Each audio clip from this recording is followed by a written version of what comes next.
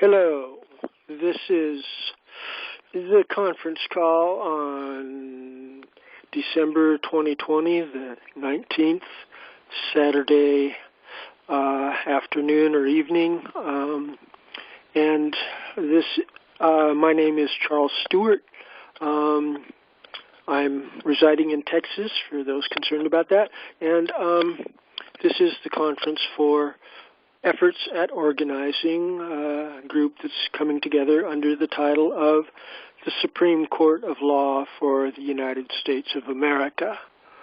And we can talk about that bold title a little bit later if y'all feel like it. But proceeding on, we like to follow the tradition of opening our discussion here with prayerful supplication to the higher spiritual forces in the universe as most of us conceive them. And that would be to the God of the Abrahamic religion, Yahweh Jehovah, and more specifically in light of the teachings of his son, Jesus Yeshua. So thereunder and in the name of Jesus Yeshua, we humbly seek the guidance and direction of Yahweh Jehovah. Please send your holy angels and your Holy Spirit to guide and direct us, that our discussion may be productive, that we all might be humble and ready to admit when we are in error, and to use respectful tones when we're attempting to point out that our brothers and sisters may be suffering from an error too. Please help us to remember that the essence of building communities is about building trust, and that can only happen through mutual respect. And hereunder again, please keep us humble and well-focused on the task at hand, very pressing task at hand of building our communities so that we can replace the present de facto government in both left and right-wing versions that is presently obviously oppressing us all. And hereunder we seek the advancement of your kingdom of truth and justice on this earth. And in the name of your precious Son, Jesus Yeshua, we humbly pray these things. Amen. And proceeding on to Agenda Item 2.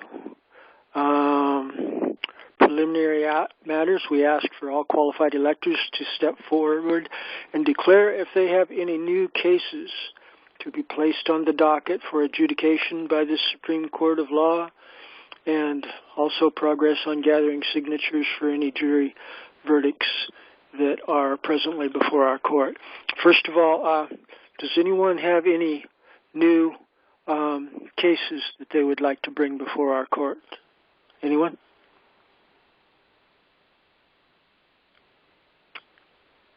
Hearing none. Hey, wait a minute. I'm trying to get at the unmute here. I'm going to court on Monday, and it's with regard to a taxing issue. And seniorage, are you aware of what the word seniorage means? You've explained it to me before. I considered it of low priority, so I didn't store it. Maybe you would like to refresh us and explain again why it's so important.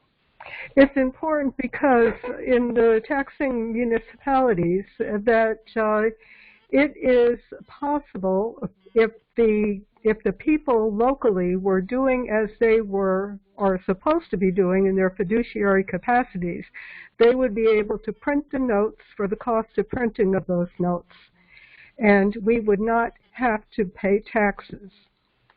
That is seniorage, S-E-I, and I just would like the people on the call, S-E-I-G-N-I-O-R-A-G-E, seniorage. Investopedia will have an overview of what that's all about. Anyhow, here in Pennsylvania, apparently the issue in court that goes to court on Monday, if it is unresolved or if I have a problem with how they adjudicate it, it can be taken before a jury. Okay? So at that point, I'll let you know more. Okay? Sounds good, Nikki. All righty. And if it, if it works here in Lackawanna County, Pennsylvania, it will work anywhere in this country. So all it takes is just, one municipality to decide that this is what they're going to do, and they're not going to have the middlemen in there pocketing the profits from printing the notes. 7.7 cents is what it costs right now to print a $1 and $2 note, and it's something like 19.5 to print a $100 note. So if the people on the call look at it this way, is that when minimum wage is raised, who's really profiting? Is it the individual who's still at minimum wage, or is it those who are printing the notes that are paying them? Millions of them. For $1, 7.7 cents to cost of printing that dollar, and who's pocketing the 93 cents? 93, did I get that right? Well, whatever. Okay, so anyway, do the math. All right, I yield. Thank you, Nikki. Any other cases to bring before our court? Hearing none. And any progress in gathering signatures for any of our jury verdicts documents from anybody? Anybody making any progress, especially on our coronavirus judgment? Hearing none. Item 2B, new items to add to next week's agenda. Does anybody have any items that they would like to have placed on next week's agenda?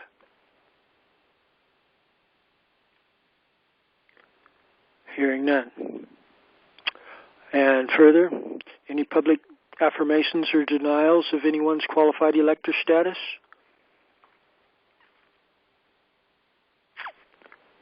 Hearing none. And this is a 2C is a section asked for by Michael Zarzano in Florida about news items of national interest. Try to limit these to 5-minute presentations by the man or woman asking for the floor. Is there anyone that would like to raise a news item of national interest here to present to our group? If I might, Charles, before we open the floor for any national news items of interest, if there's one people that would identify themselves or introduce themselves on the call, the last 4 digits of their number that they're calling in on are 7649. Greetings. Greetings, this is Sharon from Ohio. Greetings and welcome, Sharon from Ohio. Thank you. Thank you. Thank you. Charles, I yield. Thank you, Louis, and hi, Sharon. Yes, news items that people would like to bring forth. Anybody? Paul in Pine Log. Yes, Paul. I was hoping you'd jump in. I talked to you a little bit ago here today, earlier. Do you have updates for us on how your request for a grand jury on the election fraud issue is going before the federal courts that you got in there? Well, first a brief overview for those who are not familiar. 44 citizens from around the U.S. submitted a petition, mailed a petition to the federal grand jury in Atlanta, Georgia on December 2nd. It was placed in the federal courthouse mailbox December 7th. We understand, we don't know, but we understand the grand jury met the following day, and we've heard nothing. We understand they met again on the 15th. We have heard nothing. And yesterday morning, however, I was on my way to a group meeting down at Ackworth, Georgia, and I got a phone call informing me that from a friend of mine down in Waycross, Bobby Worthy, and I got a phone call from Bobby who stated that Monday afternoon, he and I had a meeting with the Glenn County, Brunswick, Georgia grand jury foreman. Don't have a clue if that is in fact legitimate. I do know he took the call. He's the one who spoke to her. I have no doubt that he spoke with someone, but I guess whether or not it's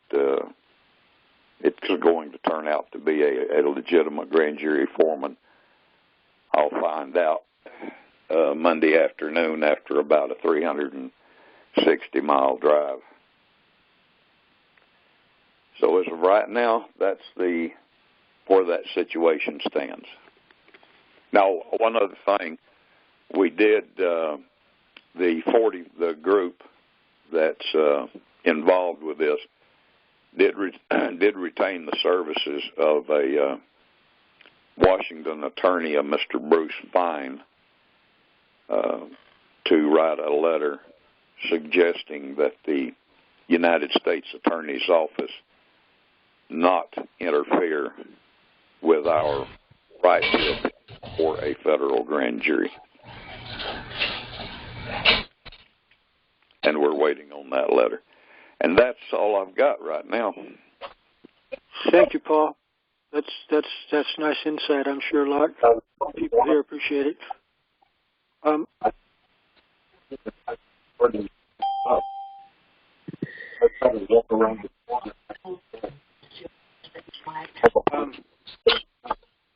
Sounds like there's We've got some background noise.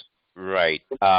Abraham, if you could please, and for everyone, you have the ability to mute yourselves by either using the mute on your handset or *6, and then again *6 to unmute. Thank you. All right. Is there any other news updates from anyone in attendance in our conference here? I mean, slide the thing down and power it off. What are you saying, Abraham?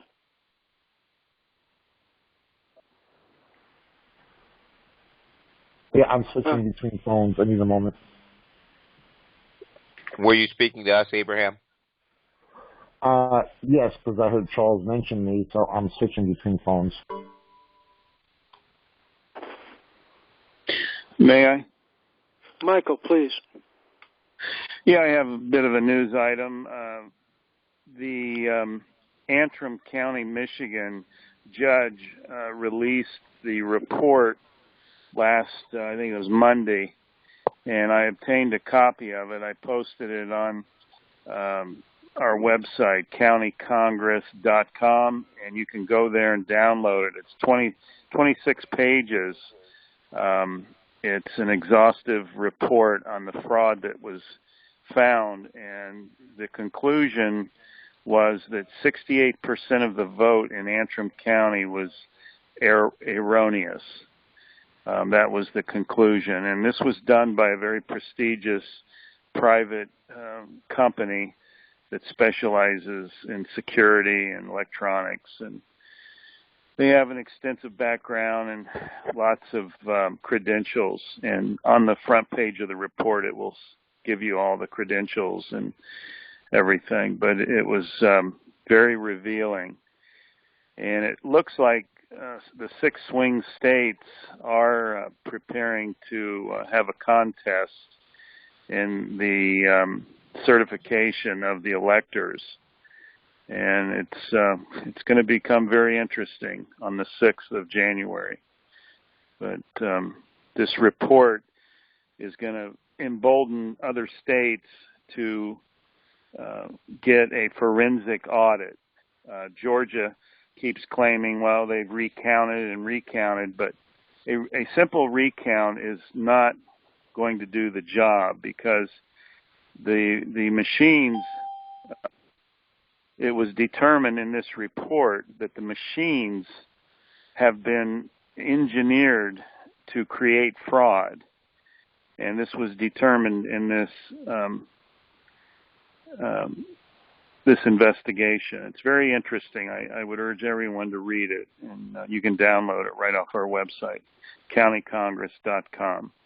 That's all. Thanks, Charles. I yield. If I may, Dave in the Thumb, for Michael, did you say that was a forensic audit? Yes, Dave, it sure was. That's what I heard. Yeah, it was a comprehensive audit. You can go on countycongress.com, download it, or read it yourself. It's 26 pages. Thank you. Appreciate that. You bet. All right.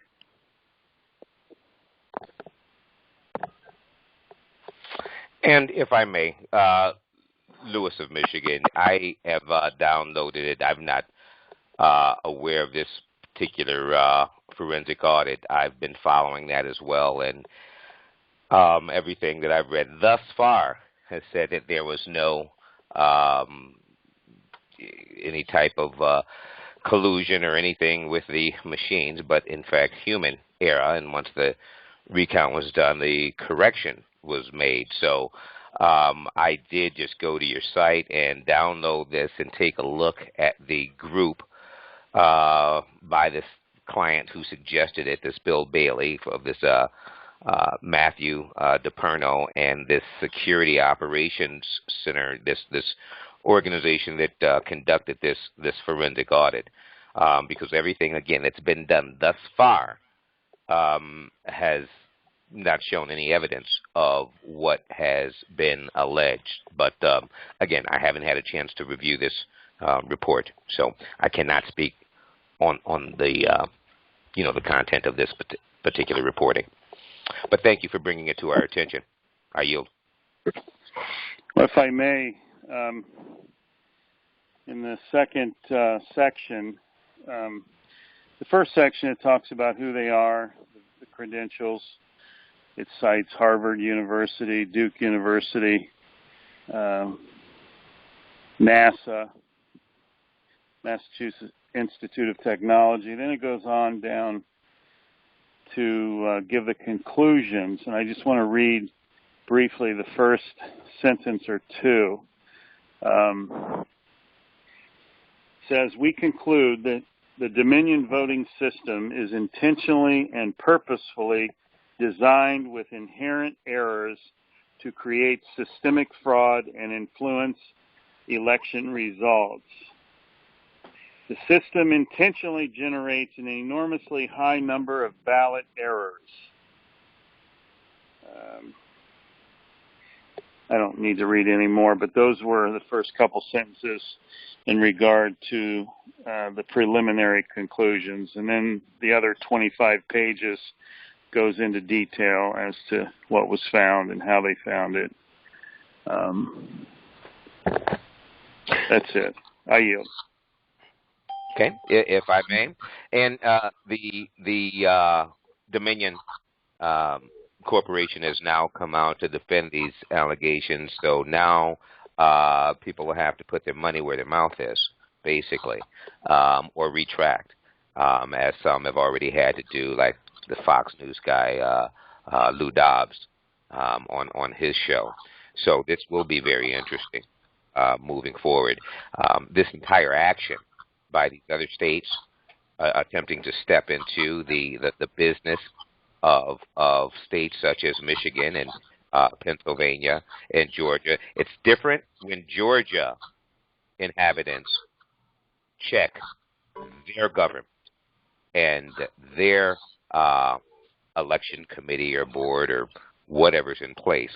But when you've got someone from Texas bringing an action over here against Michigan, I don't care who they've had sign off on it from Congress, that was an offensive action, and it shouldn't have happened.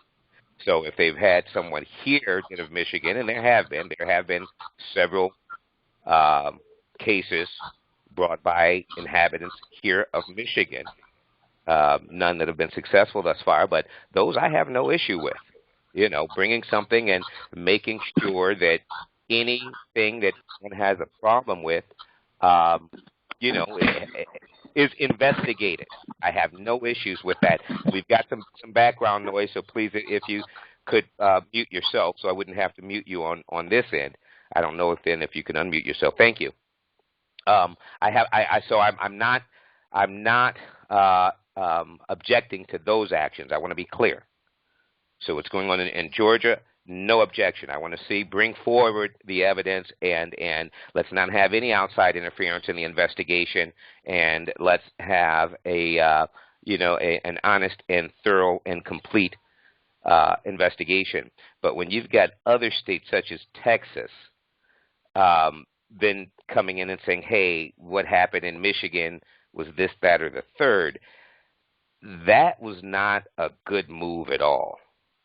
And it's caused a lot more division than I think was intended. And now there's an action that, hey, they had no business moving on this, and you had no business having 120 some odd or more members of Congress sign on to this action, or attorneys generals throughout the states sign on to this action. It's actually a declaration of war. It's offensive. So I want to see this move forward, and I'll tell you what, I think there are going to be some actions the other way against those that have brought forward this action. And it may be public or it may be settled privately. But there's going to be some action, and someone's going to have to pay after this is done. Now, if there is some type of the greatest fraud in the history of the election that actually took place, then of course people should be going to jail. But if none is found, there needs to be some frivolous filing actions against each of these entities that have alleged something. It's different than saying, hey, let's investigate this matter just to make sure that all of the T's were crossed and the I's were dotted. But when one is straight up saying, they're alleging that, hey, these machines have done this action which caused this fraud, and that has proven to be untrue, or they're not able to bring forth any evidence of that, then there should be there should be some penalties there. There actually should be some hell to pay for that, because I think it's been very damaging and will be damaging moving forward. I yield. Yes, this is Cynthia.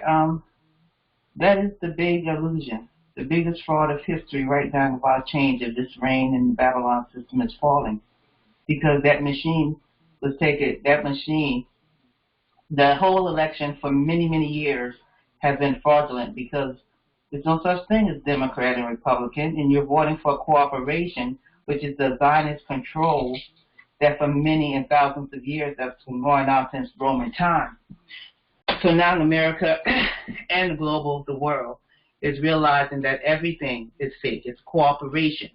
So we're coming in the process of going back to natural law of what our God-given unalienable rights.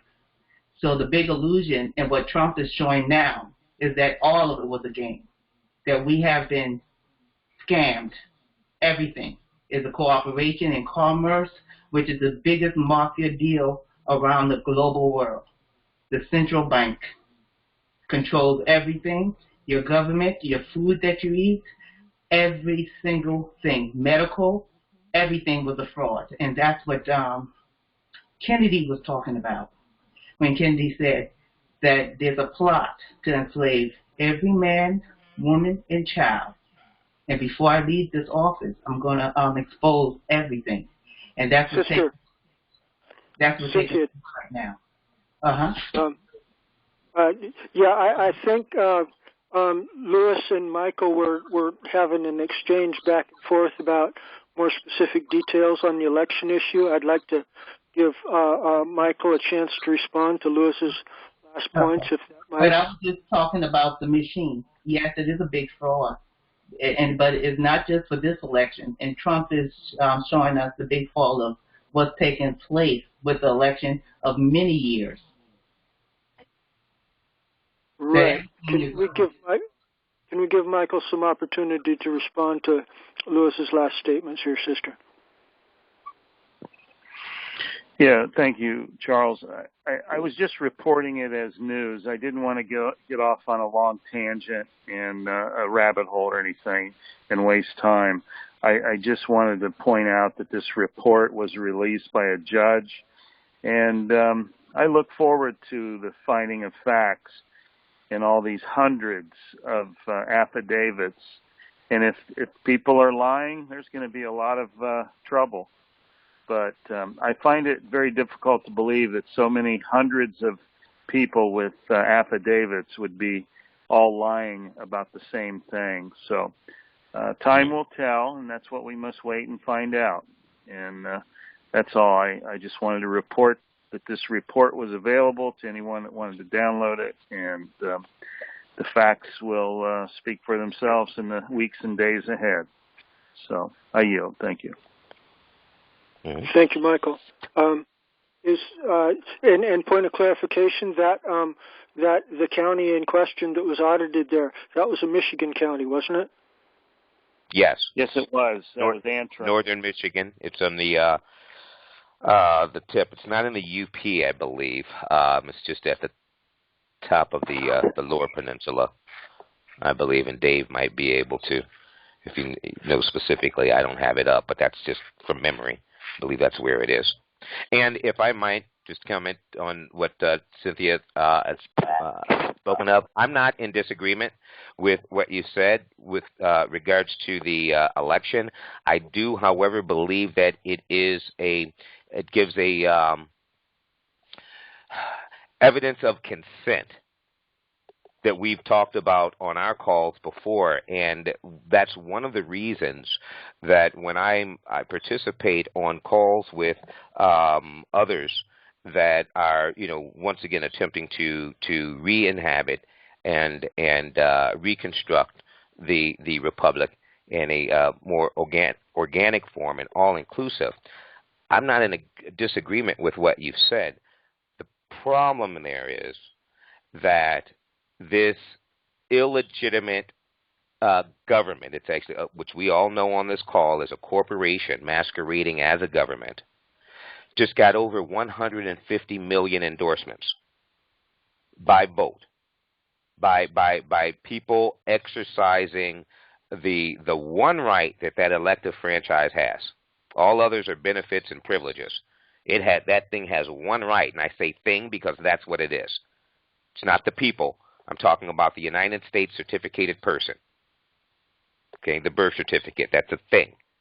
And that thing has one right, the right to vote.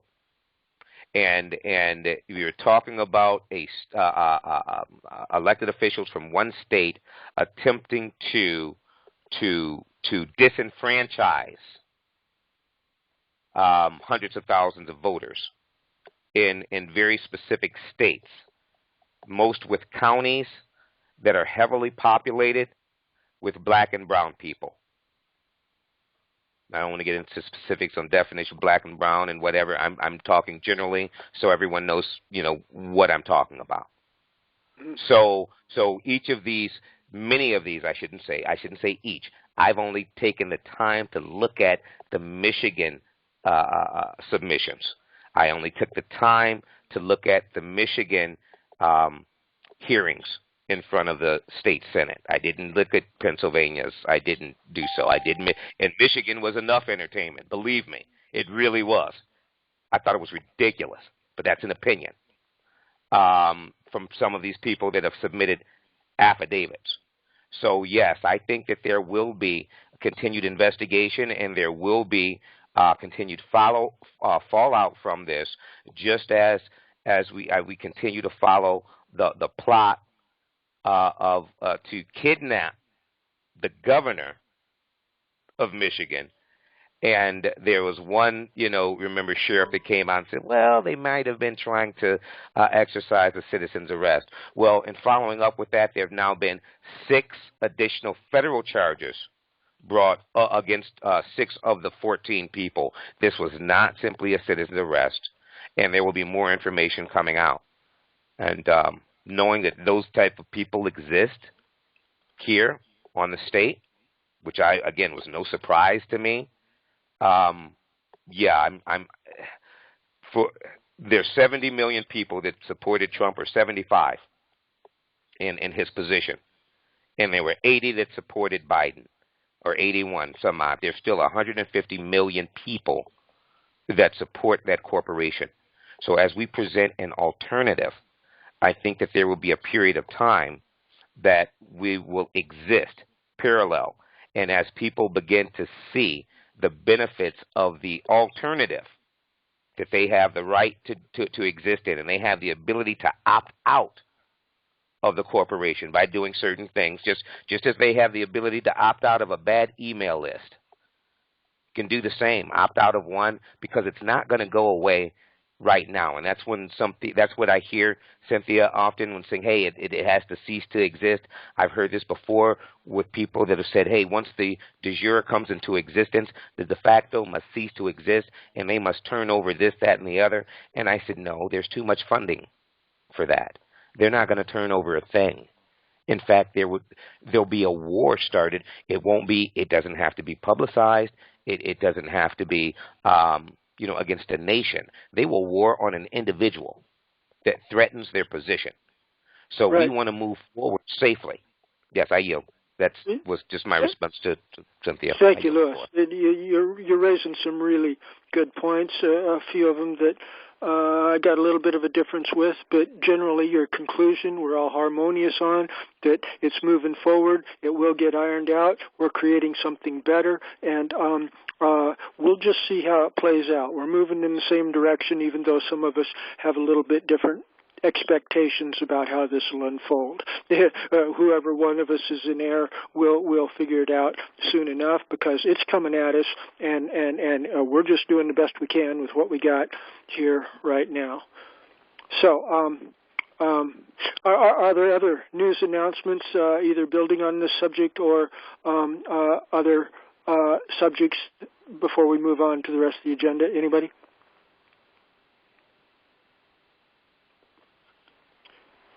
Hearing none. This Chris might talk for a moment if you like. Chris, it's good to hear your voice. Go ahead. Well, paying attention to these election theft operations, these counterinsurgencies being carried out by these blue states, the Act Blue, DNC, and numerous different population centrals around various states, 6 or 7 around the nation. One very close to where I'm located at, where I actually own land that's within the geographic bounds of Arizona, I watch pretty closely. And down there in Maricopa County, which has close to 70% of the total population, the Phoenix and local entities there in that location, which had the Dominion voting machines, is very, very troubling, and the fact that Maricopa County Commission czars have refused to adhere to a subpoena is very, very troubling. If you'll excuse me, I have a call coming in I have to take, so I'm going to be away from you for a minute. Maybe I can come back in and pick up, and I'll finish that up if that's all right with everyone. Look forward to you coming back, Chris. I'll be right back. Thank you. All right. Are there others with any news items before we move on to agenda item 2C? Charles Paul. Ah, yes. If I may take just a moment, I would like to share with everyone that the petition to the federal grand jury here in Atlanta is a nonpartisan, and it is non-racial petition. In other words, if the grand jury finds error on the part of the Republicans, they can be presented or indicted just the same as any other political party. So at any rate, I would also point out that when and if a federal grand jury becomes involved, then they will have the jurisdiction to inquire into misfeasance in this presidential election cycle in any state. So they can look at Michigan, they can look at Texas, they can look at Arizona, the state of Washington, just wherever the evidence leads, that's where they have the jurisdiction to go. But I just wanted to point out that this was a non-political effort. Thank you, and I'll yield. Thank you, Paul. Is there other news items? Is Chris back yet? Not hearing Chris. Is other news items from anybody? Hearing none. I'd like to move on to item 2D in our agenda. It's basically just an announcement. Our past conferences, there's frequently sections of them that are very informative. And I've been in our last conference, as well as a number of earlier conferences, I've been breaking up the long 3.5-hour recordings or so into shorter 10 and 20-minute clips of really, really good informative discussions. And under item 2D there is the web links to our YouTube channel, and also where on our main homepage on constitutionalgov.us, we've got an archive of the recordings that are easy to download and play there also. So I want to encourage people to kind of browse those, and they're intuitively named, so you can kind of figure what the subject matter is that you're going to be listening to there for 10 or 20 minutes, and it's much easier to review than a 3.5-hour video. And so, unless Chris is back yet. I made it back, Charles. Thank you. All right. Did you want to conclude your comment there? I think I should, and it might be helpful for others. Whenever we found these self-deemed elite autonomous nanny-mad managers, the commission czars, I think that word is a little deceptive, commissioner, but I think it's commission czars, because they consider themselves to be the dictators of the areas they have supposedly serving the people in. When they cover up their own crimes, that they are complicit, aiding and abetting, probably enjoyed egregious unjust enrichment by being bribed by the people promoting the Soros and Occupy, Move On Dominion machines from, I think China bought it just before the election, as I recall. So whenever these people will not honor a subpoena by their own Supreme Court, the created is becoming greater than the creator. And the people of the state, created their Supreme Courts, created their counties. And so when the counties that were created by the people become abusive to those ends, then they really deserve to be voted out, if not, in fact, removed from office, because it's clear that if they won't allow the sunshine of light to go on and to let the machines be forensically examined and inspected by third-party, not conflicted interveners who can be brought in to assess the security or lack thereof, it seems to strongly testify that they are covering up their own criminal involvement. And to be that blatant and restrictive of the due process of law in their own areas, it seems to think that they're autonomous and immune from prosecution. And I don't believe that's correct, because when agents or actors act outside the scope, sphere, and color of law, all pretextual illusions of immunity then vaporize, because then they become privately culpable, liable, and responsible for their own egregious bad faith acts. And that is what we really need to be holding these people accountable for, in my estimation. And with that, unless there's questions, I'll turn it back to Charles. Well said.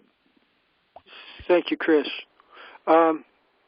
Anybody care to respond to Chris's comments there? I'd like to volunteer my own opinion that we've got epidemic of corruption, and it seems from your choice of words there, Chris, with all due respect, that you're kind of inclined to believe that the Republicans got a bit higher integrity than the Democrats there, and other than maybe just not one. So. Actually, I think they're the left and right wing of the same dirty bird, and I'm not sure whether we've got so much infestation of what I would call rhinos, Republicans in name only, that are really left-wing extremists from the other side that have infiltrated that party. I don't think you can give any credibility to either side other than the individual ones that may have earned the respect on either side. Okay. Well said again. Thank you, Paul and Chris.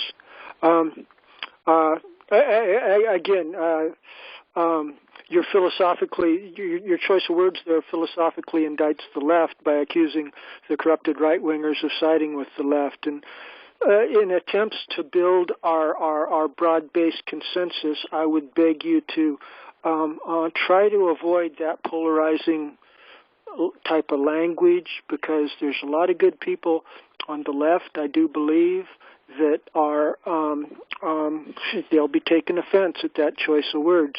And I don't think it's necessary to bring a philosophical indictment against the left in order to advance our larger goals here. I think for both the left and the right wing that are corrupted, they will be filtered out as our common law due process starts moving forward. I am for law and order, for the rule of law, and I just don't believe that either side has the ability to break the law and remain in order. Amen. Honor. All right. I'd like to move on to a second point of the issues that you raised here. If I may, I think I just must respond, and I try, Charles, to keep muted because I don't want to seem as the antagonist on each of these points, but some of these phrases and talking points that are being used are seen by people such as myself as dog whistles. I personally think that there are two alphabets missing from that abbreviation of GOP, and I think those are OR. So every time I refer to the GOP, I say GOP-OR. And what does that mean? It means the Grand Old Party of Racists. So when I hear some of this dialogue, as Charles has just said, it is offensive. So I remain muted because I actually could have refuted and had something to say about 4 out of 4 of those talking points that were used. But if I did that, we would make no progress on this call. So I attempt to refrain from trying to adjust or address every phrase that I might see as offensive, whether on a religious or ethnic matter. But I do thank you, Charles, for at least bringing that to everyone's attention on this call, and I will continue to attempt to not try to, take this time, like right now, to address something that might have prevented us from moving forward throughout our agenda items. So I think everyone on this call, though, has contributed, and I think everyone is intelligent enough to receive what I'm saying as not being confrontational or a threat, I would hope. With that, I yield. Thank you, Louis. Is there any other comments or questions in response to Louis or Chris or Paul? Yeah, this is Michael in Florida. I'd like to just make a statement that, there, in contrast to what you were saying, Charles, between the Democrats and the Republicans, I find it very true that Republicans, at least the people, stand for more biblical principles, namely two. They're against abortion and they're against homosexual marriage and homosexual advocacy. Those two issues are huge, and that is the defining difference between Democrats and Republicans. And we can never lose sight of that fact. That is a fundamental fact in the differences and the characteristics of those two parties. And the Democratic Party defends abhorrent biblical behavior that the Bible finds to be very bad. It's just that simple. We can't deny that fact. And they have every right to defend abhorrent behaviors that are hostile to biblical principles. But it also needs to be remembered that the principles that Republicans adhere to, at least in word, are in harmony with the Bible, such as anti-abortion and anti-homosexuality. Let's remember that fact, that glaring fact. I yield. Well, thank you, Michael. I would beg to differ that those are the prioritized issues in the Bible. I think it's higher priority to care for the poor, where the Republicans are actually much more guilty of class warfare against the poor than are the Democrats. We can belabor these philosophical perspective differences. No, I need to make a point of fact. Sure, go ahead, Michael. Yeah. I was not saying, in contrast to what you were saying, I was not declaring those two issues are the primary issues of the Bible. I just simply cited two issues that we are absolutely opposed to as Republicans against the Democrats. I did not say that those are the two primary issues of the Bible or of Christianity. I would not say that. I would not agree with that. But they are two huge issues to both parties. The Democrats are for them. Republicans are against them. That's all I was stating. I yield. Thank you. All right. Well, I find it I think those issues should be decided at the local level, homosexuality and abortion. And I think it's divisive to be raising those issues in a national conference like this, brother. I was clarifying the characteristics of the two. We seem to be going down a road of, this partisan bickering, and I just wanted to cite the fact that there are some major differences between the Democrats and the Republicans. And but those can be settled at the local level, Michael, in a county by county and precinct by precinct basis. We don't need to be micromanaging those issues here at a national level, is my humble opinion. No, the issue was earlier with the defense of the Michigan voting at the election, and the Democratic vote counting was being defended, and I just had to make that statement a fact, that there are fundamental differences between the two groups of people, and we cannot ignore them. We can pretend to ignore them to our demise. We must. Well, I don't think so, Michael. I think we can just put them on a back burner. I think we can put them on a back burner and let each precinct and county decide those issues for ourselves instead of get distracted by them, like is the result of what the point you're raising. Well, we've been distracted for the last 30 minutes. Well, that was about vote counting that you raised. And if I may respond to this, since we're talking about vote counting in Michigan, and I was involved in this conversation. First, I didn't defend a democratic voting process. I defended the voting process of Michigan. I made no reference to Republican or Democrat. In fact, until I talked about GOPOR, there were others that said that both parties, they spoke to the corruption that exists within both parties. I came on specifically and pointed to the GOPOR as a party of racists. And as racism affects the lives of all people of color in every aspect, employment, housing, health, every aspect of life, that in its entirety, I'm going to target before abortion and homosexuality. So that's where you and I diverge, right there.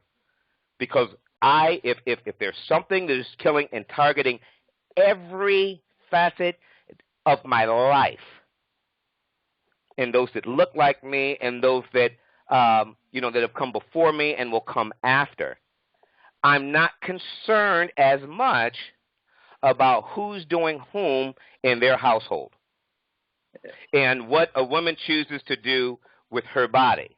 And if you've chosen to make those as your two priority items because you call them I biblical. never yielded to you, Lewis. I never yielded to you, but I'll let you continue.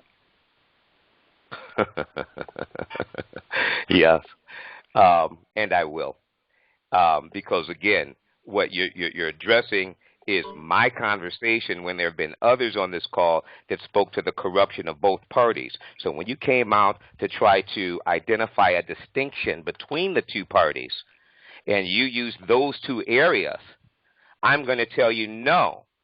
That's not the priority from my perspective. When I'm dealing with a group of people that I identify as racists, that is the priority matter on my end. So their homosexuality and a woman's choice in a matter, that does not override the blatant racism that I am recognizing even as I review these court filings.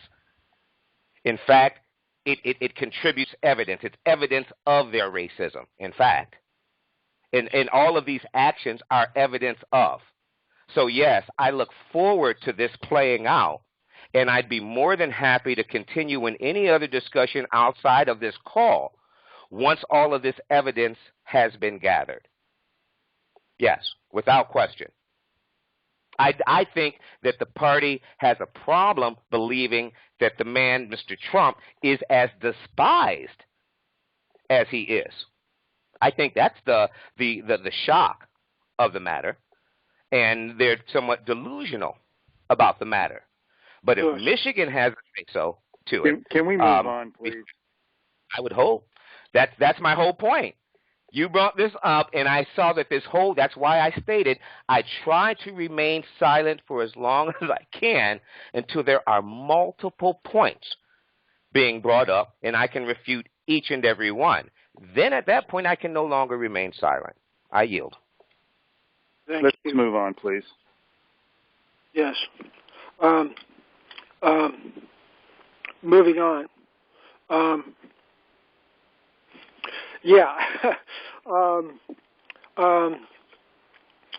There's a lot of issues there that we eventually will need to address, and it's kind of a sloppy end here, but they're under. I think even a sloppy ending is better. There's a lot there. We'll move on to items. I'd like to make one comment, if I may, about this little discussion here, Dave and the Thumb. May I? Go ahead, Dave. Well, I think history shows that the Democratic Party started the KKK, and they also started Roe versus Wade, and they've aborted 60 million black babies. And if you think women have the right to murder their babies, I beg to differ with you, sir. Thank you very much. I yield. Okay, and if I may, I'm very much aware of the history of the KKK. Believe me. Secondly, Republicans can stop with that party of Lincoln. There was a major philosophical shift in the 60s that they are no longer even the same party. They're a group of Southern racists that used to be called the Southern Democrats. So that's what's happening right now outside of the money from the corporations, the big corporations, which we all know about. But yes, if anyone thinks that a woman does not have the right to decide what to do with her body when a man can't carry one, yeah, I do beg to differ. Period. And that's what it is. You know, I have a wife, I have a mother, I have a daughter, I have a granddaughter. You know, I believe in marriage. I do believe in one man, one woman. However, even the gay marriage thing was an issue for me. I do not believe that I had the right to step in and tell two men or two women or any human beings how to run their life. If what is going on in the household next to me neither picks my pocket or breaks my leg, it has done me no injury. It has done me no harm. Okay, so I'm not going to step into those people's household and tell them when to do, what to do, and how to do it. What I will ask them to do... But you'll pay for their abortions? What I'll not to do, first, I don't pay for anything. I'm well aware of how this... Our tax dollars pay for those abortions, sir. Well, no, your tax dollars, sir, pay for the interest on the national debt, nothing more. So I don't buy that. Who's paying for the free abortions? Who's paying for that? Where's that money coming from? The agreement that the corporation has made with the Federal Reserve, the money managers, the IMF. Show me that document. I don't have to show you a thing. All you have to do is go back through history. That's what the New Deal was. That's what each of the social agreements that came out of the New Deal, that's what they've come into. That's what happens. That's what you're existing in right now. Everything is relative to the New Deal of 1933 and those agencies that came into existence between 33 and 45. Those administrative agencies and courts, whether it be Social Security, welfare, Medicaid, and everything that we're discussing right here. So what you're talking about is administrating of a public trust. Your tax dollars go to service that debt. That's what it is. You don't pay for a thing. And if you think you do, that part is delusional. So there's some more study that needs to be done there. But I yield. And again, I'm sorry, I shouldn't have yielded at that point. My point being, I'm not going to attempt to dictate the household of my neighbor. Okay, really, unless he is doing something that we really could consider obscene, pedophilia, the things that the type of perversions that the plantation society held so esteemed. Those type of perversions. If that type of thing, and we call it child slavery right now, or human trafficking, or whatever term or phrase is being used for those actions at this time. It used to simply be called slavery. I thought that was idiotic. These people weren't slaves. They were enslaved by a perverted plantation class of people. So, yeah, we do have some differences there in terms of that, in believing that one has the ability to dictate the actions of another's household. Louis. I yield. Thank you. I muted Dave in the thumb, and he apparently got angry and dropped off. I felt that I thought we were trying to get past the homosexuality and abortion inflammatory issues, but no, Dave had to come in and raise the issue again, and we had agreement, you, me, and Michael, to drop the issues and move on. And then Dave came in and resurrected it again, and so I muted the guy. I hope he comes back, but we've got to have some kind of self-discipline. We can agree to disagree on a lot of things and focus on the larger issues. I think those more mature among us here can recognize the merit of putting some issues on a back burner, agree to disagree, and move on with the prioritized issues. So hopefully we can continue in that vein. Is there any final comments on all of this before I move on to agenda item 3? Yeah, if I may, it's Michael in Florida. You can't mix oil and water. It'll never work. I yield. Well, the consensus between the left and the right middle ground people that are truly submissive to the rule of law will happen. Obviously, the extremists on both ends of the realm are not going to be part of that new, more organic body politic that I do believe we can build, Brother Michael. Yeah, well, truth is considered extreme today by those on the left. Well, I dare say there's devil worshippers on the right wing that are just as nasty as on the left, brother. Nobody said there wasn't. Thank you. I like to keep the discussion in balance there. But I'm telling you, this ain't going to work. Oil and water will never mix. Are you implying that... because they're all together. They're the same bird. And that's Cynthia, can we finish up? And I'm on this call also, and my opinion is, my opinion of this subject is, we're fighting each other with their... Okay, I'm taking off too.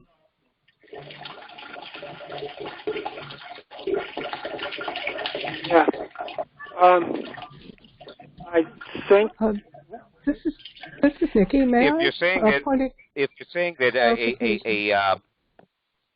that oil and water will not mix, and that those that have different positions or opinions, philosophical views, cannot come together, I then would disagree.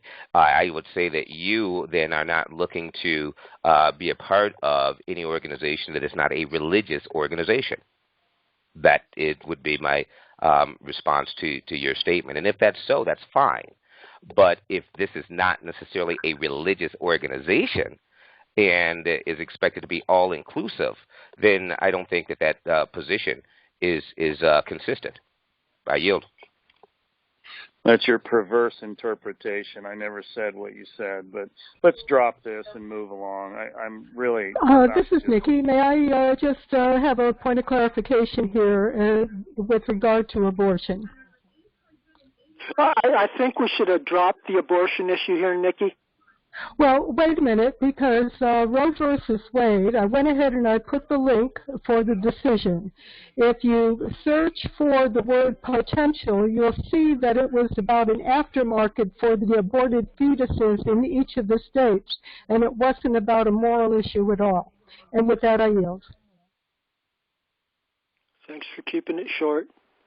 And Michael? You accused Lewis of engaging in a perversion. That's an inflammatory word. You can't do things like that, drop bombshells like that, and then say, let's change the subject and move on. You just can't do it. It's not Christian to do it that way, Michael. But maybe we should move on unless there's any other comments. Maybe we should allow Cynthia comment here. I unmuted her because of her inopportune. Cynthia, do you have any final comments here? Yes, I do have a final comment.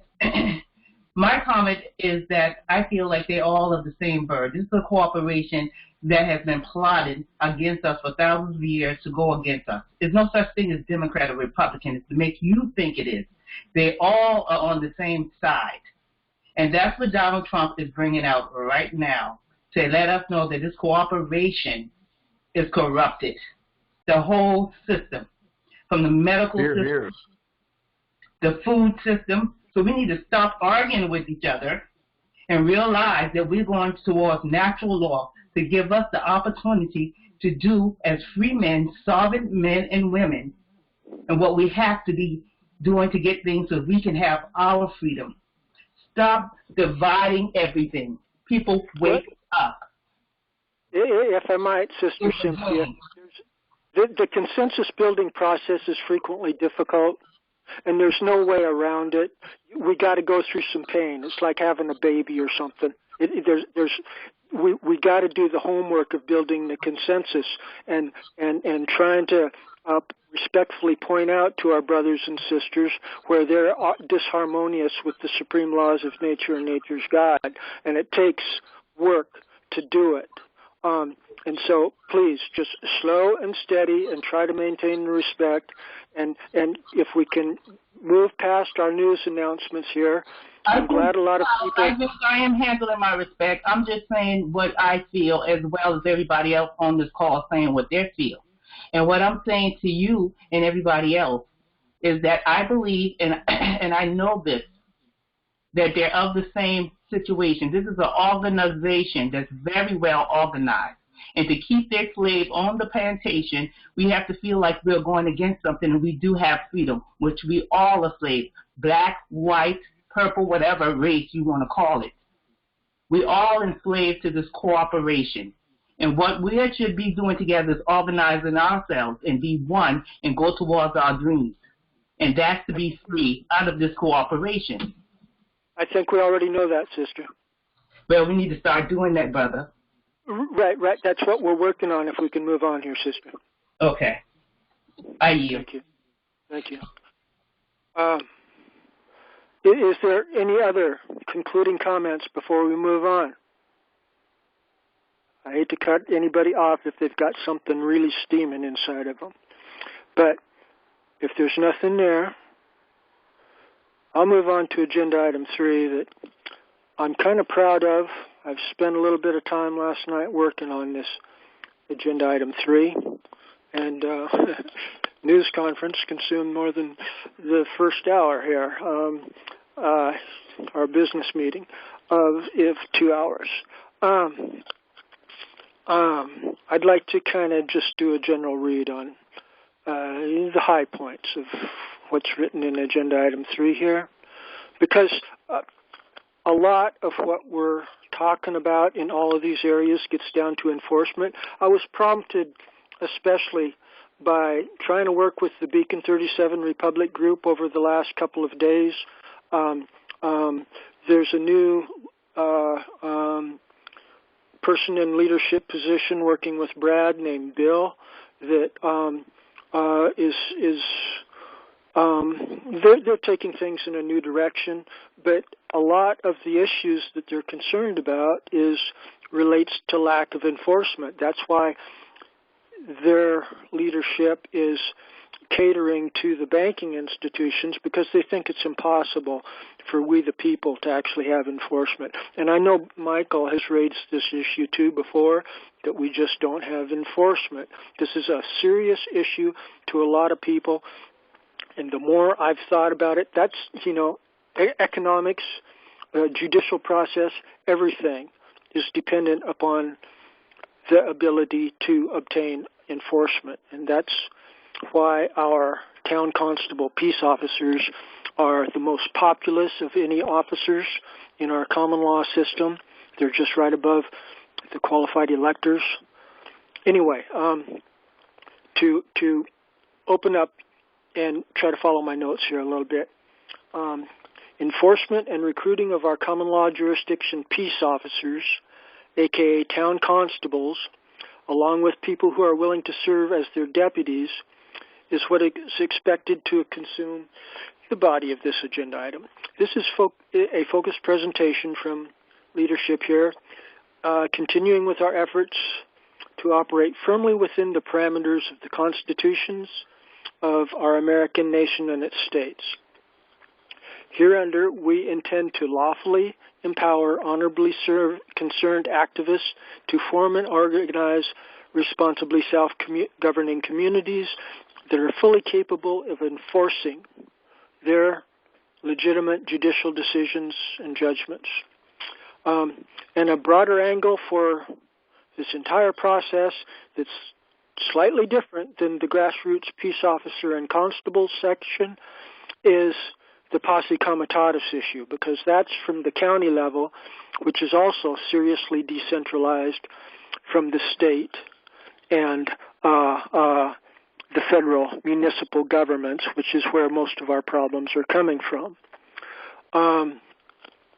And so there's a couple of different angles here, each of them worthy of immense study from both town constables and peace officers on the one hand, and then posse comitatus tradition on the other hand. Both of those converge to affirm that we really do have these constitutionally lawful authorities to exercise enforcement jurisdiction through executive officers, town constables, in our local jurisdictions. And to touch a third perspective there, citizens' arrest. We have these rights. They are recognized. It's just a lack of organization. But to step back from those 3 points and to lead into the main body of my proposition that I worked on a few hours last night, that everybody knows that we've discussed before how the Exodus 18 model of government has been carried over into our common law tradition. And here we quote Exodus 18 in our scrolling down the agenda item there a little bit, Lewis, if you might be able to track with me. The Exodus 18 is down below those web links in our agenda item a little bit, and it links to the Blackstone commentary, where Blackstone clearly affirms that the common law of England is based upon the Exodus 18 model of government. Okay, that's a really important linkage, that William Blackstone citation. And then, once this entire constitutionally embraced American Protestant Christian process is clearly comprehended as being firmly linked to these ancient biblical Torah law roots, then other biblical Torah law sources are logically and reasonably assumable to be legitimate sources for modern interpretation and applicability under our modern American constitutional law. And hereunder, I would like to delve into a citation which solidly links this entire process from the Exodus 18 model of government that's affirmed in Blackstone's quotes as being part of the common law, to a quote from the biblical Torah law book of Numbers. And I ask our atheist agnostic friends to endure with me. It does have relation to the real world, even though I engage in a little bit of cherry-picked Bible thumping, as I textually quote from the book of Numbers, chapter 1. I hope you'll all bear with me as I go through this. Thank you for pulling that up, Lewis. Yes.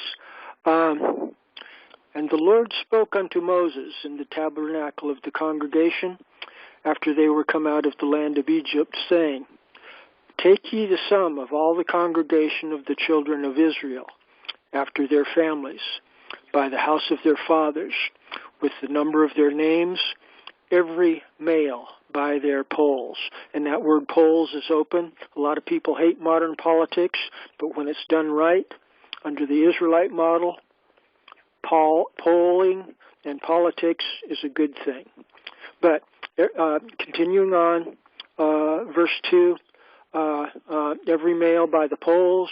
Verse 3, from 20 years old and upward, all that are able to go forth to war in Israel. Thou and Aaron shall number them by their armies. Okay? This is biblical Torah law. This is lawful authority to command how true Israel is to be governed. We're not supposed to have any standing armies. The able-bodied men that are governed by the laws of Israel, the biblical laws, are supposed to have citizen soldiers from 20 years old and upward, the men that are able to go forth to war. In common law and constitutional law terminology, that's able-bodied men. Okay?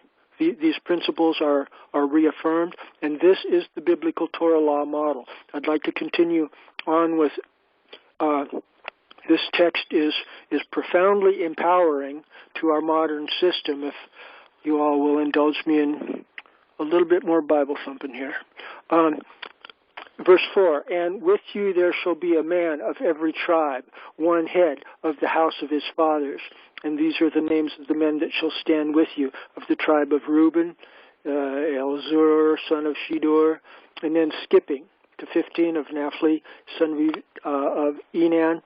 These were the renowned, or chosen from the congregation, princes of the tribes of their fathers, heads of thousands in Israel. These are the 12. These 12 princes of Israel are similar to what we're advocating here for a Supreme Court of Law for the United States of America, that numbers 12. But continuing on, verse 17, and Moses and Aaron took these men, which are expressed by their names, and they assembled all in the congregation together.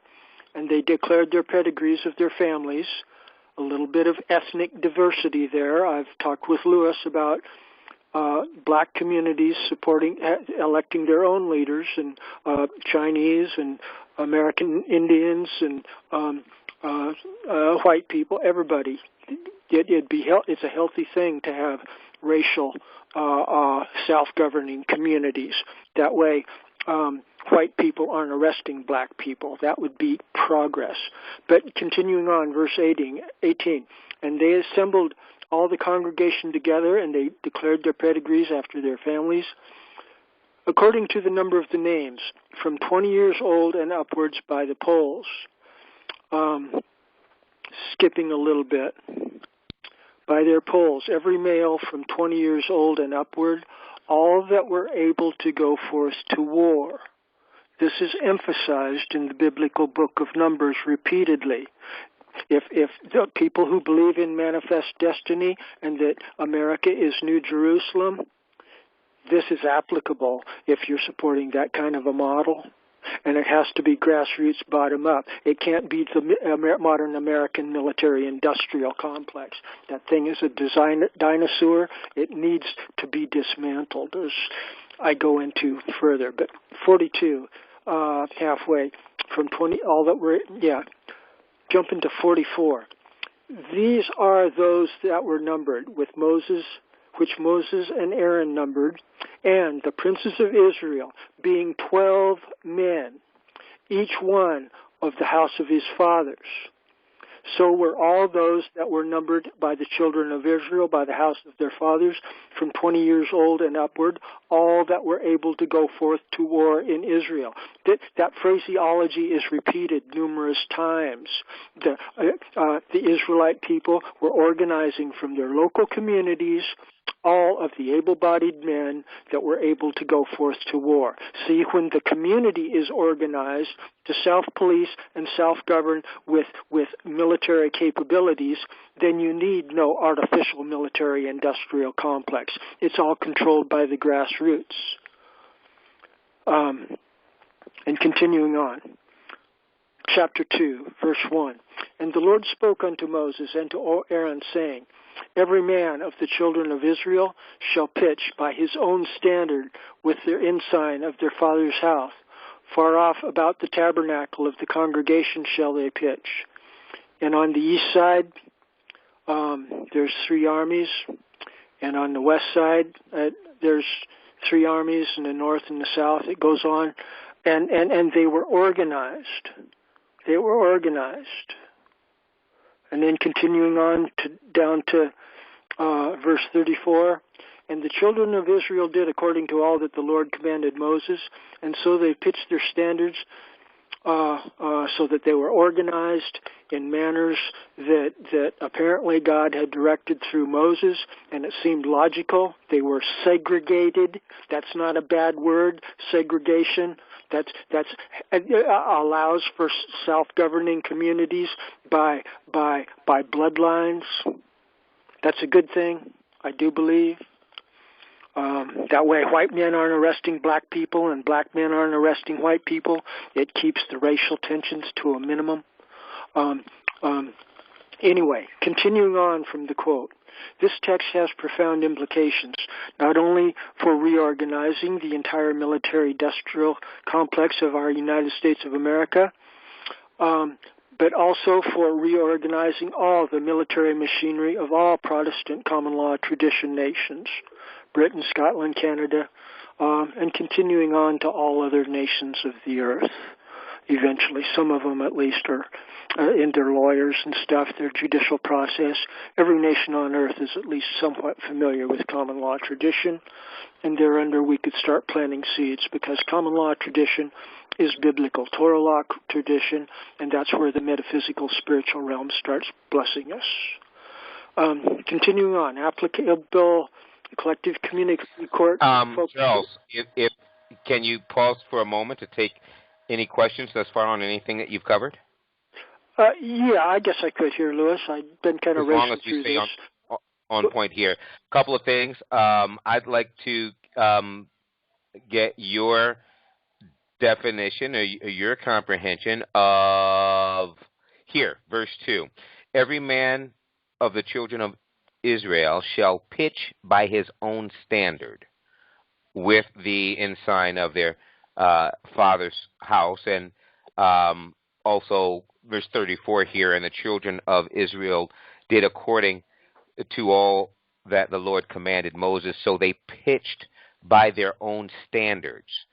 Can you speak to that word? How is this word pitched? They each of the men of children shall pitch by his own standard. Can you speak towards that? Yeah, that's King James wording that is a little bit archaic, and it's the standard is like a flag or a badge or some type of a symbol, and I think the tradition here was either it was a pole with an eagle's head on top of it, or a flag or something like that is the translation of that terminology, I believe. So in 34, you would say that. Oh, go ahead, Chris. I'd like to hear. Yes. Thank you so very, very much. Didn't mean to invade, but when they're talking about pitch, you have to realize the context of what they're speaking of, and they were there, so they knew implicitly what they're talking about, but I believe you'll find they were pitching tents to take temporary lodgment in, if I interpret it correctly. So in 34, verse 34, and the children of Israel did according to all that the Lord commanded Moses. So they pitched by their standards, simply that they set up their housing or their tenting by their standards, not regulated by any others. I think their tents were identified by a spear, a post, a staff in the ground that had a nomenclating flag that tells you which one of the 12 or 13 tribes they may have been with. I believe when they say pitch, it's basically their morals and their standards, like my certain beliefs and what I really feel that I want to be governed by and what I understand. So pitch means you'll respect your morals. So when you build in a community, whoever's in that community, like a lot of things are outdated. When Charles was saying that a black man can't arrest a white man and a white man can't arrest, well, that's not going to work here because we have a salad bowl. And when we have a community, unless we have only a tribe of black people and only a tribe of white people, but that's not about to happen because you got interracial relationships and this is a salad bowl. When you build your community, you have to, and this is what I think pitch means, when you build that community, you're going to have different groups of people to come together with the same idea of natural law and want to be free. So how are we going to come together and be respectful to each other? So we get a couple of ideas, we come together and we listen to each person, each people that's in that community and see what their wants and needs are. And we come together as what we're going to do to make sure it's respectful for everybody. So, and then when these people respect whoever we have as a peace officer and something go on, just like what's going on right now, but it be in the needs of the people and more respectful to the people. Sister, we were on a more tight focus about explaining pitch and standards. And that to you is about morals and ideas. Larger issue. We were trying to get the wrinkle ironed out in a detail here. Okay. Well, you know what, Charles? I think that this is the thing. It's a matter of reading comprehension and interpretation. Because what I've heard there is from Cynthia and from the others that contributed prior to, they spoke of a spear or a sign or a something that stated basically notified the community of their house. Exactly. But then I see what I see in each of those sentences. What stands out to me, as if it's more bold than anything else, is the three words, by their standards. So whether they were pitching a tent and their housing, by their standards, without regulation from outside parties, whether they're speaking of a flag, banner, spear, otherwise a sign that is their ensign of their father's house, announcing who they are. But again, by their standards. So what stood out to me in that was by their standards, which does go towards what we were speaking of earlier. Each home was pitched by their standards. They set up their if it's the housing that they're speaking of, it's by their standards. If it's the morals and those rules that they will live by, it's by their standards. So whether it was either physical, or a statement of morality, it was by their standards. And that's what I think, I just earlier, that division of the standards, it has to kind of be set aside. As long as there is nothing that is seen as obscene to what Charles likes to refer to as the public, I refer to as the private. So the private side of the public. I yield. That's exactly what I was saying, is about, okay, what I do in my household, just like we were talking about gays and rights and stuff like that, is by my standards in my household. But as a collective, as a community, then we come together as we pitch together as a collective. And then we have to, because every man and every woman and child has the freedom, as long as they do no harm or injury to another unalienable, harm another person unalienable rights. And that's when we come as a community and we decide together what we want the laws and rules to be as a group. But we also have the right, as long as we're not invading on anyone else, unalienable rights, to do what we want in our home as our standards, because that's the freedom of every man, woman, and child. So community standards, if you will. Yes, exactly. Go outside the household.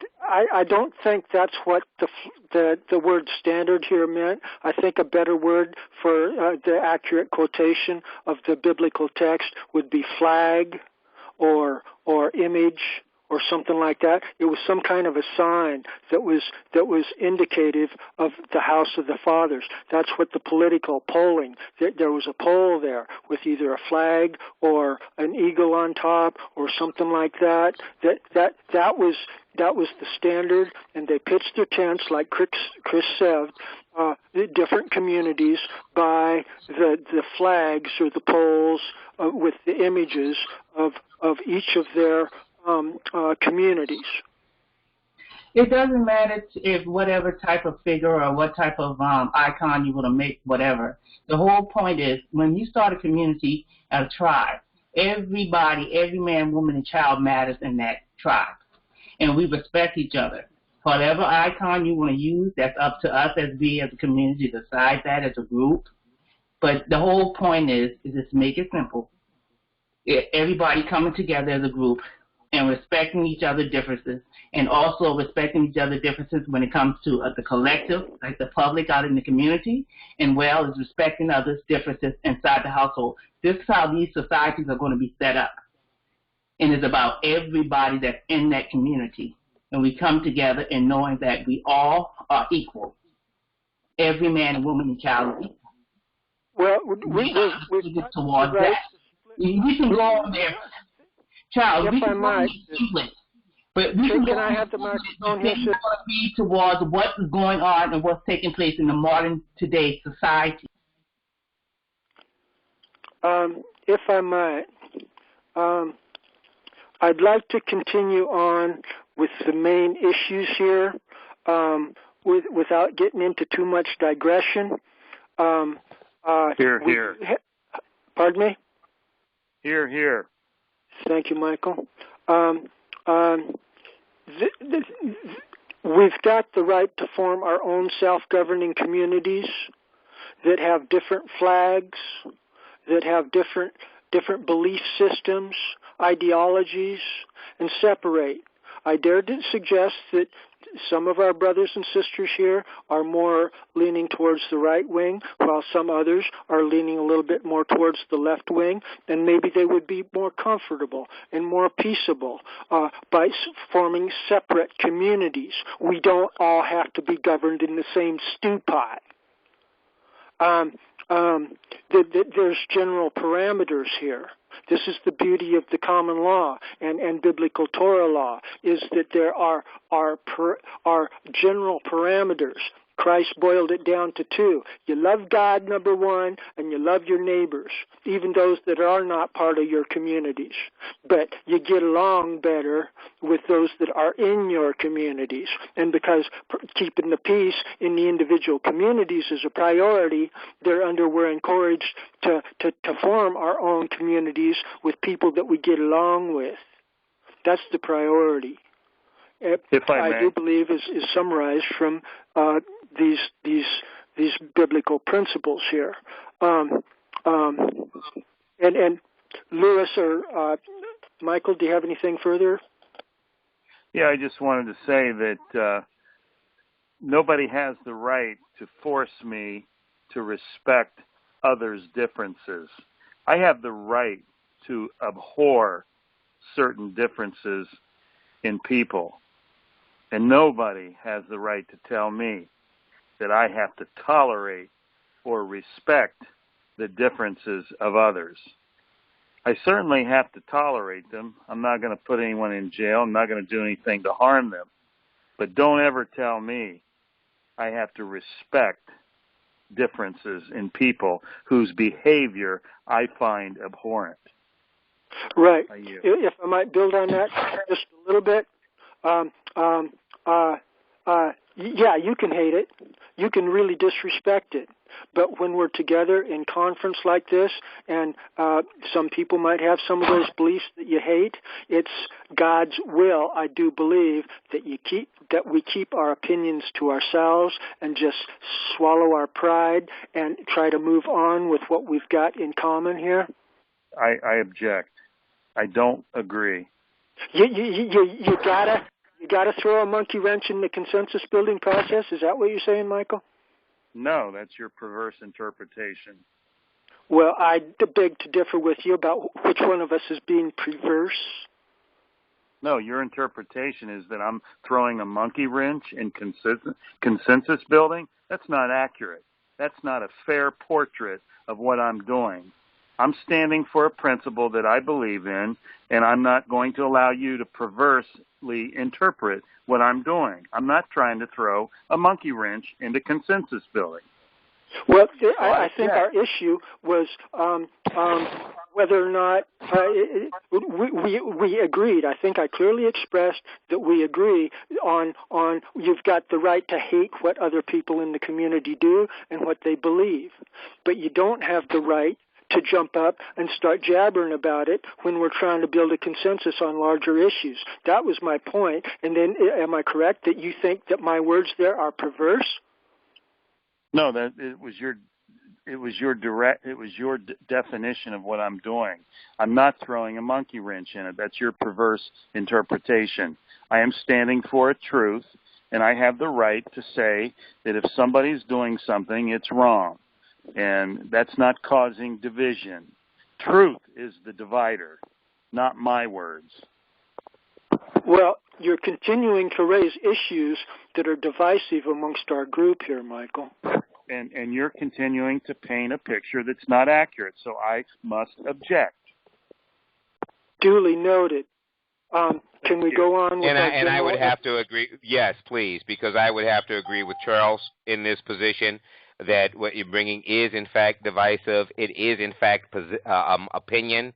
It is in fact judgment to think that your position is correct and everyone else's position is incorrect. No, it's not Okay, everyone else's. You're misinterpreting and you're misdirecting the statement. I never said everyone. Let me be specific then mine is incorrect. There you go. Let me be very specific. Okay, and then I would say you are incorrect, and that is nothing but my opinion and my judgment. So when we come together on these calls, there is a bit of our judgment that must be set aside in order for there to be some consensus building, because there will be no movement. You can say nothing that's going to move me from my position regarding the issues that we've discussed. I can say nothing that's going to move you from your position regarding the issues that we've discussed, and we've seen that we're on opposite positions. So that by definition is divisive. You saying that your position is correct and mine is incorrect is judgmental by definition. Can we move on? And as you will not see, no, you want to move on when you want to move on. Charles asked you to move on 10 minutes ago. You didn't want to move on then, but now that I have something to say, now you want to move on. Yeah, I'd like to move on. So, Charles, I'm in agreement with you on that. I yield. Thank you, Louis.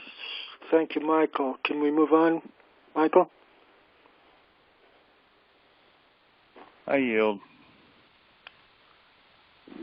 Do you have something more to say, Michael? No, oil and water is not going to mix. Well, I do hope we can advance some consensus building on the larger issues of the military police state staring us in the face here. I think salvation of our people and the kingdom of God is important for us to try to continue working towards, and I do believe Lewis is basically a good-hearted man, honorably motivated. So, especially unless you have other comments, Michael, I would like to continue my section 3 here. Is that good with you, Michael? Yeah, go ahead. I have nothing further to say. I said it. Okay. So I have something to say, and I'm going to leave this call because I feel like when I want to make a point here, Charles is muting me as well, and I see everybody else have the chance of making. Yeah, and I'm doing it again. You've been talking too much, Cynthia.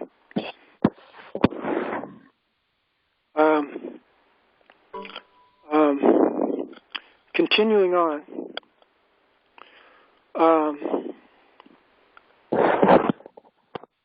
I think we were at our applicable collective community court focus here. Action among qualified electors in propagating our larger American organic body politic, forming responsibly self-governing communities that have constitutionally recognizable and lawful authority to exercise exclusive jurisdiction concerning the manner in which the force of our peace officers will be exercised in our townships and precincts.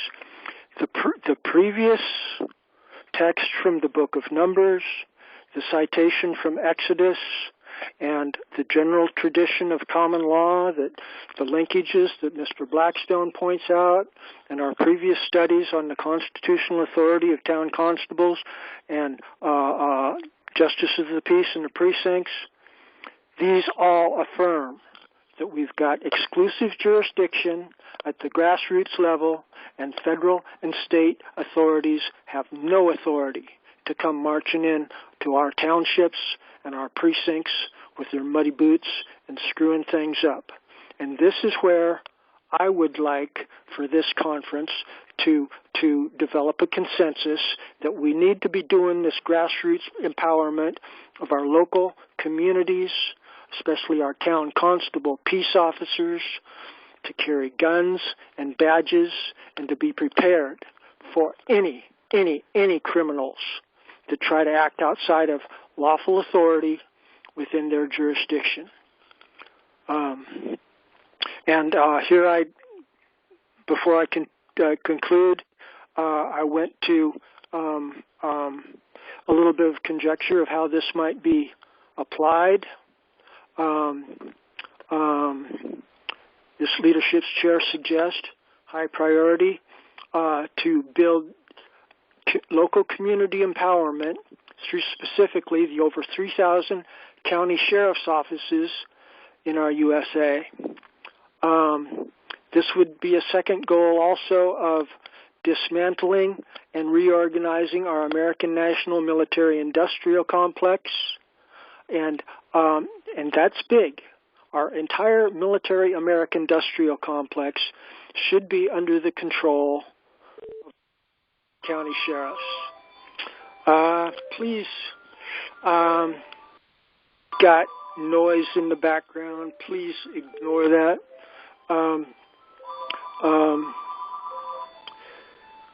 This agenda would include timeline goals for the complete reassignment of all personnel under the control of all personnel who are presently under the control of the executive department of our municipal American government, and these would all be assigned to the sheriffs in our counties. I really think this is a beautiful idea. These sheriffs are supposed to have the 1,000 communities of the Exodus 18 model, and the sheriffs are the most clearly recognizable office under common law jurisdiction in our American nation, so it would be bridging all of our military to industrial complex over under the authorities of the sheriffs, and that's promoting a common law empowerment agenda, and I think that's really, really important. And hereunder, all executive military personnel and armaments and all FBI, DOJ, IRS, and similar agencies would be reassigned to the sheriff's departments, which might reasonably be expected to benefit the most therefrom, while reasonably balanced with the long-term goal of maintaining common law recognizable peace. So, in efforts to promote peace, I would advocate that these biblical Torah law principles mandate the dismantling of our entire military-industrial complex, and this plugs into what Bill and Brad, especially Bill, and some of the others, I think, have been talking about, catering to the international banking cartel that is closely intertwined with the military-industrial complex. We don't need to be catering to them.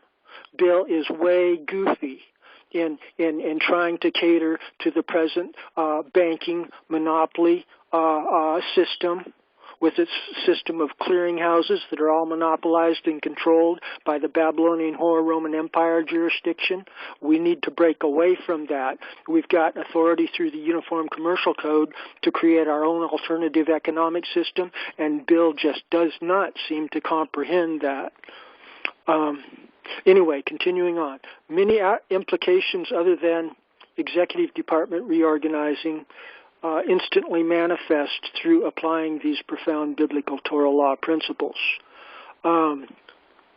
Any community so collectively directed to self-govern through modern application of these principles would thereby want to form their own Supreme Court, which would promote responsibly self-governing through these biblical Torah law principles as continued on through our common law tradition. They would form a process which is due to all constituent body politic members in our entire U.S. American nation, and hereunder we need leadership in the form of 12 princes of Israel, so that it's not just Charles Stewart jabbering this stuff, it's other people saying yes.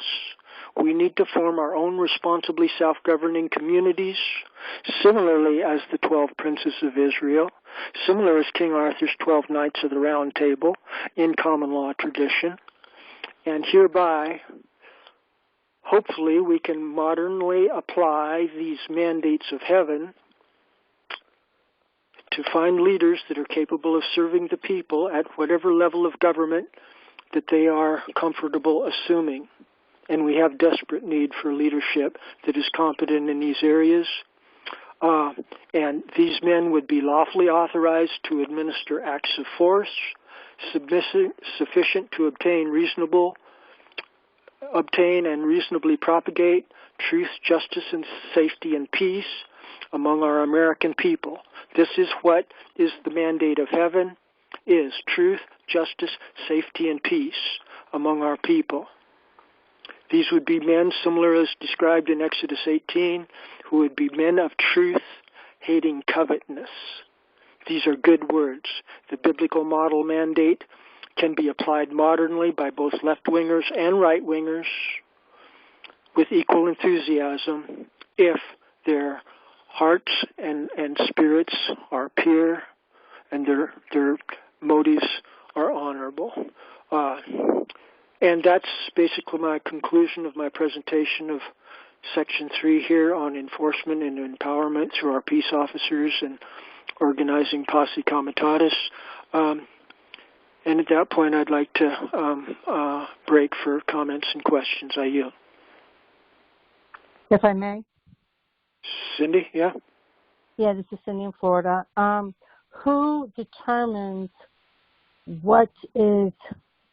whose heart is pure? That's a collective judgment. Each person has to make that for themselves. Hopefully the biblical model is accurately reflected in the common law model, that serious controversies about those issues would require a jury and due process of law.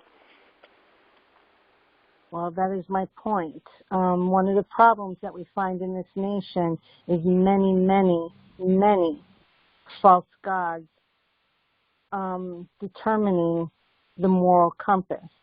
There is only one God that can determine that. And unless we get back to Him and take all of His word into consideration, where does that leave us? Right. The Republican Party is a perfect example of how, the Republican Party can't even come to grips with each other. And then we're supposed to come to terms with the Democrat Party and come together all together when the Republican Party can't even do it. Thank you. Very good. Yeah. Yeah, that's why they function by majority rule. They do pendulum swinging back and forth all the time. They don't develop a consensus amongst their own people about how God really wants this world to run.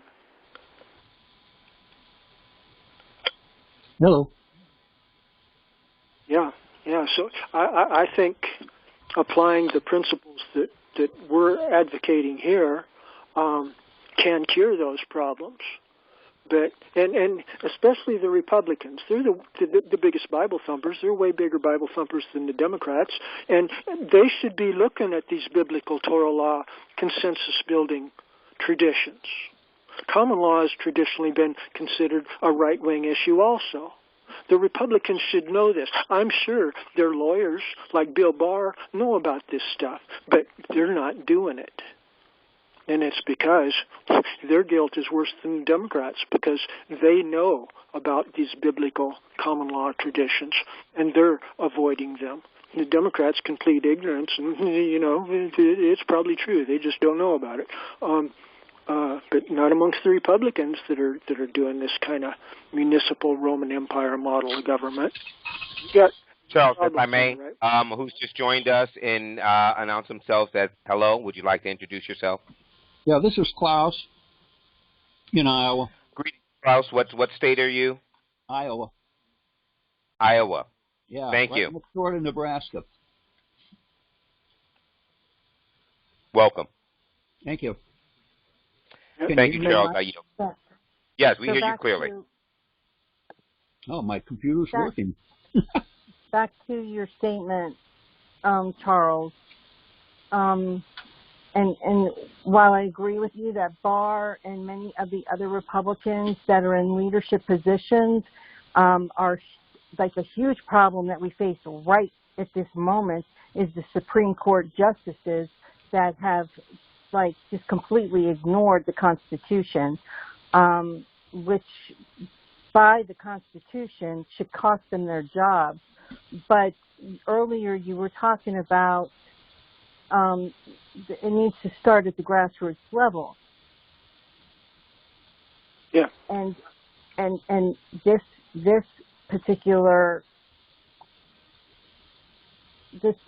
subject matter also. How are we supposed to come together when there are so many false gods dictating one-on-one? I mean, well, if I might, I believe I've got a clear picture of how that's supposed to happen. Each individual needs to seek out other people with whom he agrees or she agrees, so that you can develop your own community consensus. You don't have to be neighbors. We got modern technology now, but each of us need to be building community consensus with other people of like minds. That way, the disruptors, the devil worshippers that thrive off of chaos and confusion can't come in and jerk us off point anymore, because we've got our own community consensus that is stable in our belief system. Does that make sense?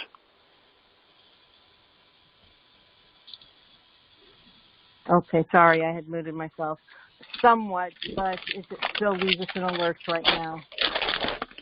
I yield. Okay, had some background noise there. Klaus, we've got some background noise coming from you, sorry. so please. Okay, either use star 6, you can mute yourself, and again star 6 to unmute when you'd like to comment. I yield. All right.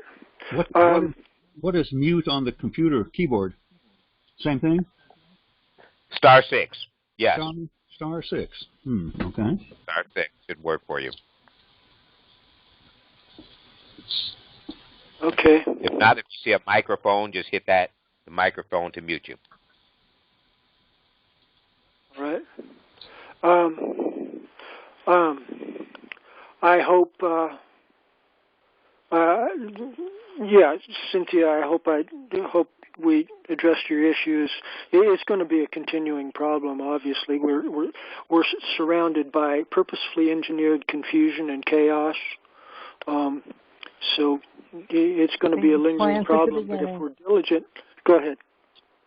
No, I was just in agreement and said it was Satan's plan from the beginning. Yeah.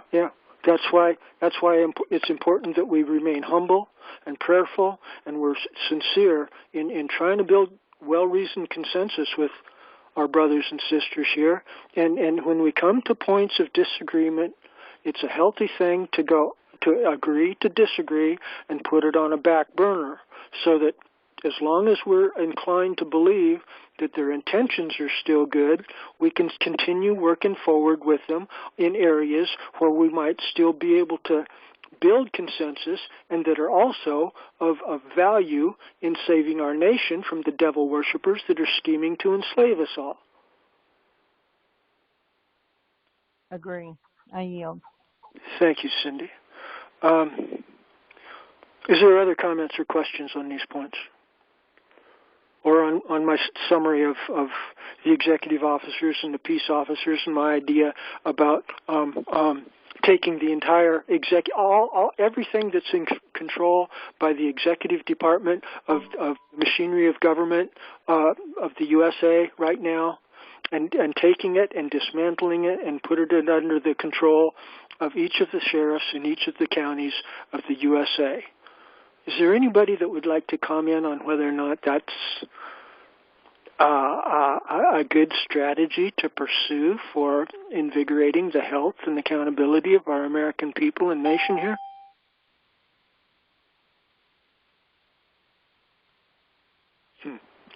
Well, I won't dare to presume a broad-based consensus on that. Maybe we can revisit that at another time. It does look like Cynthia got a little bit upset at me, and Cynthia Moore, on my muting her, and she hung up. I'll deal with that later. I hope she comes back, but I do believe she was taking us off point. We were on specific issues, and she was taking us back generally, and I can't just allow people to hijack the conversation like that. I believe her intentions are good. Seems to be part of the problem. What are you saying, Klaus? Your comment is that's what seems to be part of the problem. Too many people take offense too easily, too soon, and get all huffy and leave the conversation. Thank you, Klaus. I mean, really. and we have had our own differences in the past, but I think we've usually been able to agree and disagree and continue on where we can. I don't recall that we've ever disagreed. Maybe you got a memory I don't have. No. I'm just speaking generally. I've generally disagreed with about everybody I've interacted with, one way or the other. But thank you, Klaus. I say that's fact. I yield to that, Charles. Good point. I had to unmute myself for that. Thank you, Lewis. And so, I want you to know each and all of you are very valuable and precious to me, and it causes me pain to have to mute people I like and respect, like Cynthia Moore and Dave and Thumb. You know, it causes me pain, but I'm sorry. Chaos and confusion is the work of the devil, and when people indulge in that, I got to put the hammer down. But continuing on, we've got more in Section 3 here. Well, it's just a few other documents here.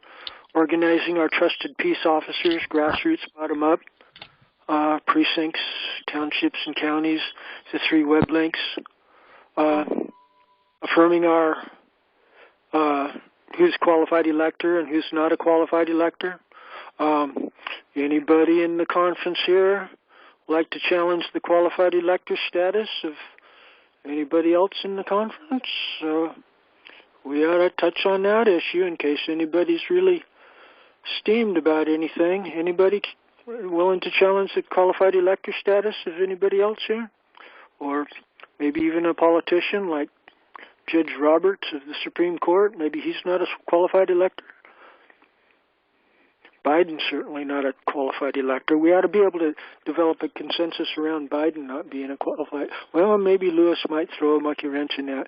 Lewis, what do you think of Joe Biden? Do you think Joe Biden's a qualified elector?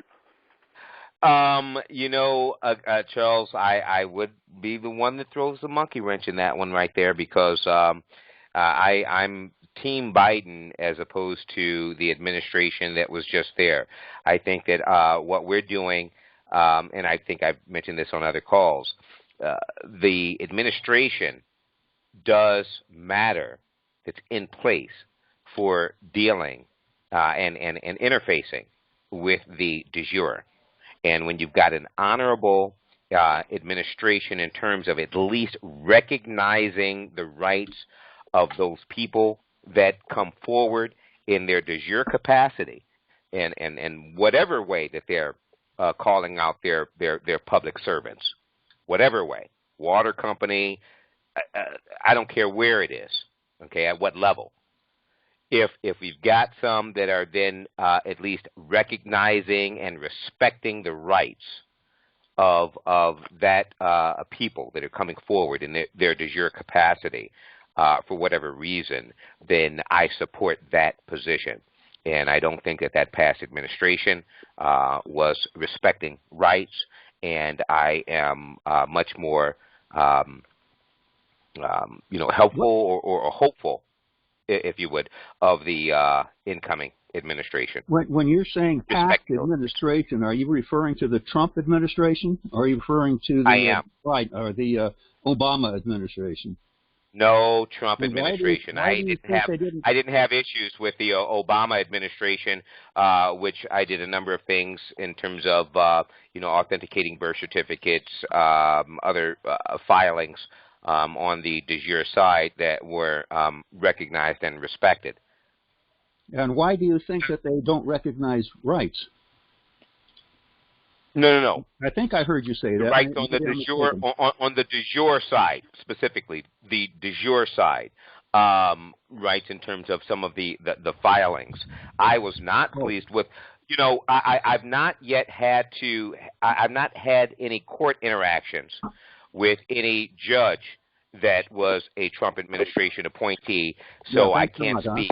I can't speak. I can't speak intelligently of them recognizing the constitutional protections or anything other than that. That I haven't been in that position, blissfully. But moving prior to that, I have had conversations with people that have been had some involvement with various filings, and I'm looking forward to the next administration. I yield. Boy, I'm not. Can we please know, I'm sorry, if I may, this is Cindy in Florida. I would like to know what filing specifically you are referring to, please. Well, they weren't mine, because a majority of mine were done during the Obama administration, which were all recognized and respected appropriately. There were others in terms of their filings and notices, I should say.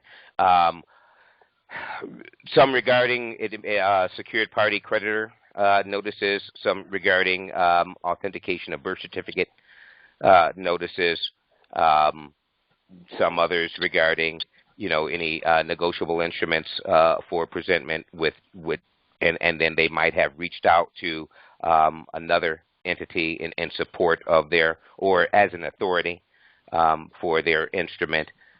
Again, those weren't my dealings. My dealings directly were with the past administration, not the Trump administration. I had no confidence in any administration ever, so I did not want to interact with the administration.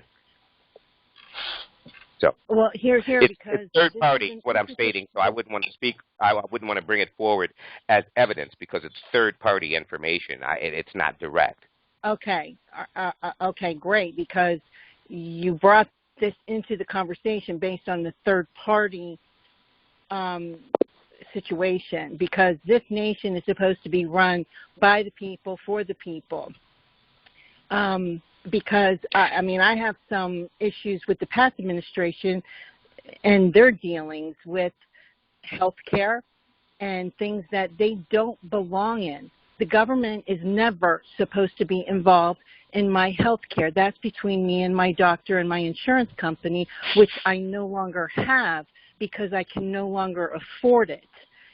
So this is why our Constitution is vital. It is a living document just like the Bible. And it is. And Cindy, I would say that the health care issue, having been an insurance broker, licensed and contracted with some 23 insurers, both health and life, that I disagree wholeheartedly. The reason that I got out of the insurance industry in 2011, I personally think the insurance industry is the most crooked industry in the country, bar none. It's got plenty of bar none. No, yeah, but I'll tell you, you think that the banks and things? No, believe me, it's the insurance companies. They insure the bank accounts. Yeah, okay, they insure every construction project, every infrastructure project. Please believe me. No, I have no argument with you on that one. Yeah. So I disagree there in terms of that industry. They're requiring immediate and direct government regulation. They are the most crooked industry in the country, bar none. Right next. And they need ultimate regulation and transparency. Right next to government. What? Exactly. We're in agreement there. Right next to government. Yes, sir. Or I can't help but think of title insurance on real property mortgages too. That's insurance industry, right, Louis? Not real property, mortgages, people or persons, I should say, and they've been doing that since slavery. That industry, in terms of insuring the person, with no recognition of human rights, but the certificated person. That's what they insure.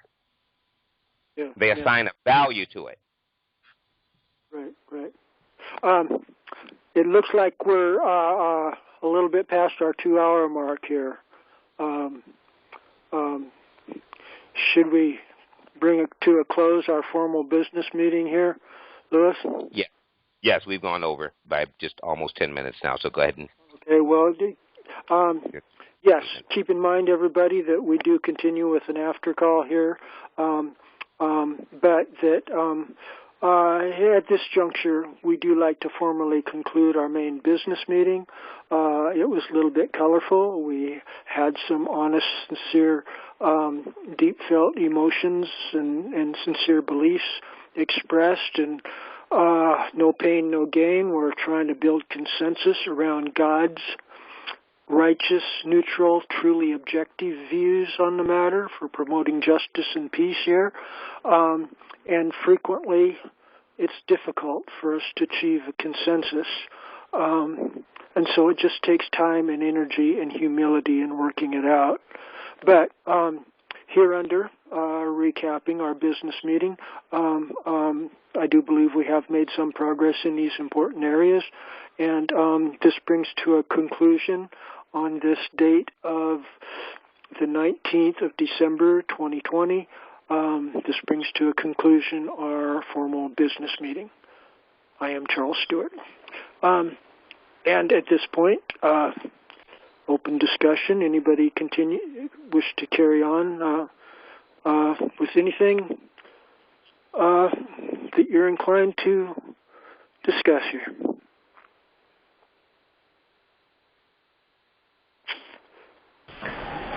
Abraham, Nevada. Hey, you're back with us, Abraham. I've been listening intently the entire time.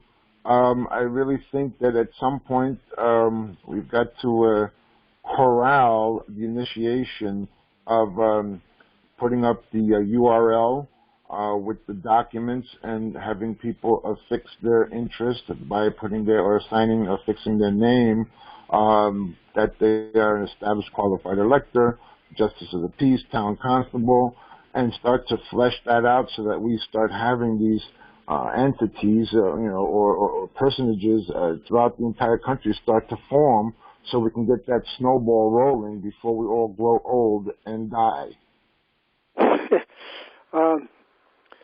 Your point is well taken. I thirst for getting a nice community of committed people. This is a lot of why I like keeping a finger on the pulse, and I'm currently entangled a little bit more in the Beacon 37 Republic groups because there's Can I run it by Louis? Is Louis still on the line? Louis, are you here? I am. Louis, me and Charles were talking the other day, and about the qualified elector, the town constable, and the justice of the peace. Like everybody we have on the line, and perhaps our extended, people that we know that are familiar with what we're doing, and just start having a drive to get these names affixed to these documents online, so that as we start to expand or point to other people to come and see what it is that we're doing, we have something that stands out, that the result of our efforts are showing that we're a community with X amount of town constables, X amount of qualified electors, and X amount of justices of the peace, and it's in a tangible, viewable form, so people can come in and get screened and then start to develop that rank and file, so that this doesn't just become a pontificating academic pursuit. I've got some feelings on that outside of the officers that I think that should, agree to have their name, publicized publicly on the internet. Other than that, I think that we are private. That? What's that? How would we discuss that so that we can kind of come to a perspective that makes sense for anyone, so that those reservations are addressed and somehow handled? I think that's done locally. I think that's a local issue, Abraham. I think that's local at least at the county level. As to, many county officers, I believe, and this is just a belief of mine, that those that step up into an officer position, whether it be at the county or the state level or even at the national level, actually relinquish a bit of their sovereignty once they assume a particular office, because there's a certain responsibility. Are we What's speaking that? Are we speaking about an inherent limitation by identifying with that quality? I'm a little puzzled. Well, I don't know if I would consider it that. It's just that, as each of the counties and state governments on the way up to nationally and starting at the township level identify their officers. Quick question, Louis, does it have to be qualified locally? Can it be general, or when you go ahead and identify with the character, does that mean it's? No, I think it needs to be qualified local. I don't think that a national entity would have the authority to dictate to a local township or county, their actions, and the fact that if someone assumes a certain office, what's public and what's not. I think that that's certainly something that's done on how about something like a drive? Louis, how about something like a drive to get the rank and file up and running before it actually goes kinetic, before it actually takes root, but at least have the semblance or the form of the thing starting to be fleshed out, and just say that it's in a what do you call, like a holding pattern, but where names are being affixed to rank and file. And then at some point, we pull the trigger on the thing, figuratively speaking, and then it can go kinetic once we figure out those other details. Is that something that might be workable? Not even a holding file. Let's call it interim, or whatever term might be appropriate. But make it actionable now. The point is that I don't think that it can be a top-down dictatorship where we're going to say this is what each of these townships or county governments or state governments need to do. I think that those decisions I'm firmly against everything top down. I agree with you 1,000% there. You can put that out there as a suggested format, but again, and then each at a local level, they have these type of discussions, and when authoring, whatever documents that they would like to, which are really agreements, that they would like to enter into with their elected officials, that is something that's at the local level for what information is going to be presented publicly. Is that what those characters become, elected officials? Yes, I think they are elected officials. A township constable is an elected office. A justice of the peace is an elected office that one has assumed they're elected to. So there's some limitations there. How do we grow without having some sort of a form starting to take shape, so that as we start to magnify and multiply, which should be starting to move in that direction, how do we point to say this is what we're doing and this is where we're at right now, and these milestones have already been achieved, when we don't have a rough outline materialized yet? I don't mean an outline as an academic. I mean an outline as in, the rank and file is absolutely there and visible. I'm a little puzzled as to how we start to develop traction and start to feel like we're on a slippery slope and can't get that traction that we need to invite other people in to see a credible enterprise, if that's the right word, starting to develop. Because Charles has been hammering the elector. I don't see that, Abraham, if I may, I don't see that as a necessary component at all. I don't see that prospective members being able to see the rank and file of an organization, to know that there are bodies here or people here, as being relevant. I think that there can be growth without that. To me, it's the follower thing. That's the follower thing. I will join this if there are other people here. Who else is a part of this action? Okay, I get it, but how about if you have a baseball team, but you don't assign any numbers and there's no positions on the field, but you say you have a baseball team? How does that? But that's not the same thing. That's not the same thing. See, because I've had and I don't know if you have had the discussions with the FBI investigating you. Oh no! I really like to stay away from those discussions. Okay, well let me share with you. I've had that. They've knocked on my door with the agent who's responsible for this territory and admit to me that he monitors social media accounts, has been for extended period of time, was aware of the Michigan General Assembly, was aware of the divisions when the original Michigan General Assembly divided. They knew what the reasons were that were being presented on calls on their end. They did not know the reasons on my end. So I invited them to present to me any evidence that they chose to share with me. And I presented it in that manner because I had just, no kidding, I had just watched a YouTube video on Malcolm X being visited by the FBI. No kidding. No, exact. At the time, I had just finished watching this video where he had been practicing speeches, and his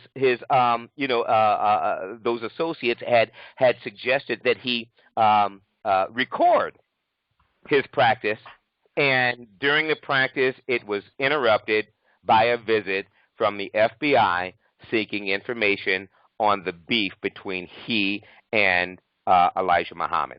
So because it was so fresh when they knocked on my door, right, I went immediately with what Malcolm X did. I mean, I had just finished. I literally had to stop it to answer the door. And because I've worked from my home office for over 15 years, I have a sign on my door that says, "Don't knock on my door. Don't ring the doorbell." I have 2 pit bulls. So, and I've always had pit bulls over 30 years. So I said, if it's a delivery, put it between the door and the screen door. Call or text this number. I post that at the start of my day, remove it at the end, every day. I've been on my home over 3 decades.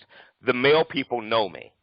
So when they knocked on my door, I had an attitude like, who in the hell is not reading my note? Right. You understand? I said, don't knock on my door. Who are you?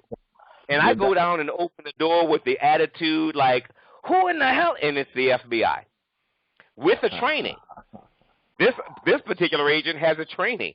And this agent is known by other members of the Wayne County Assembly. I soon find out that this guy has been, they've subpoenaed him to court cases. He didn't show up. Why? Because his name is not his.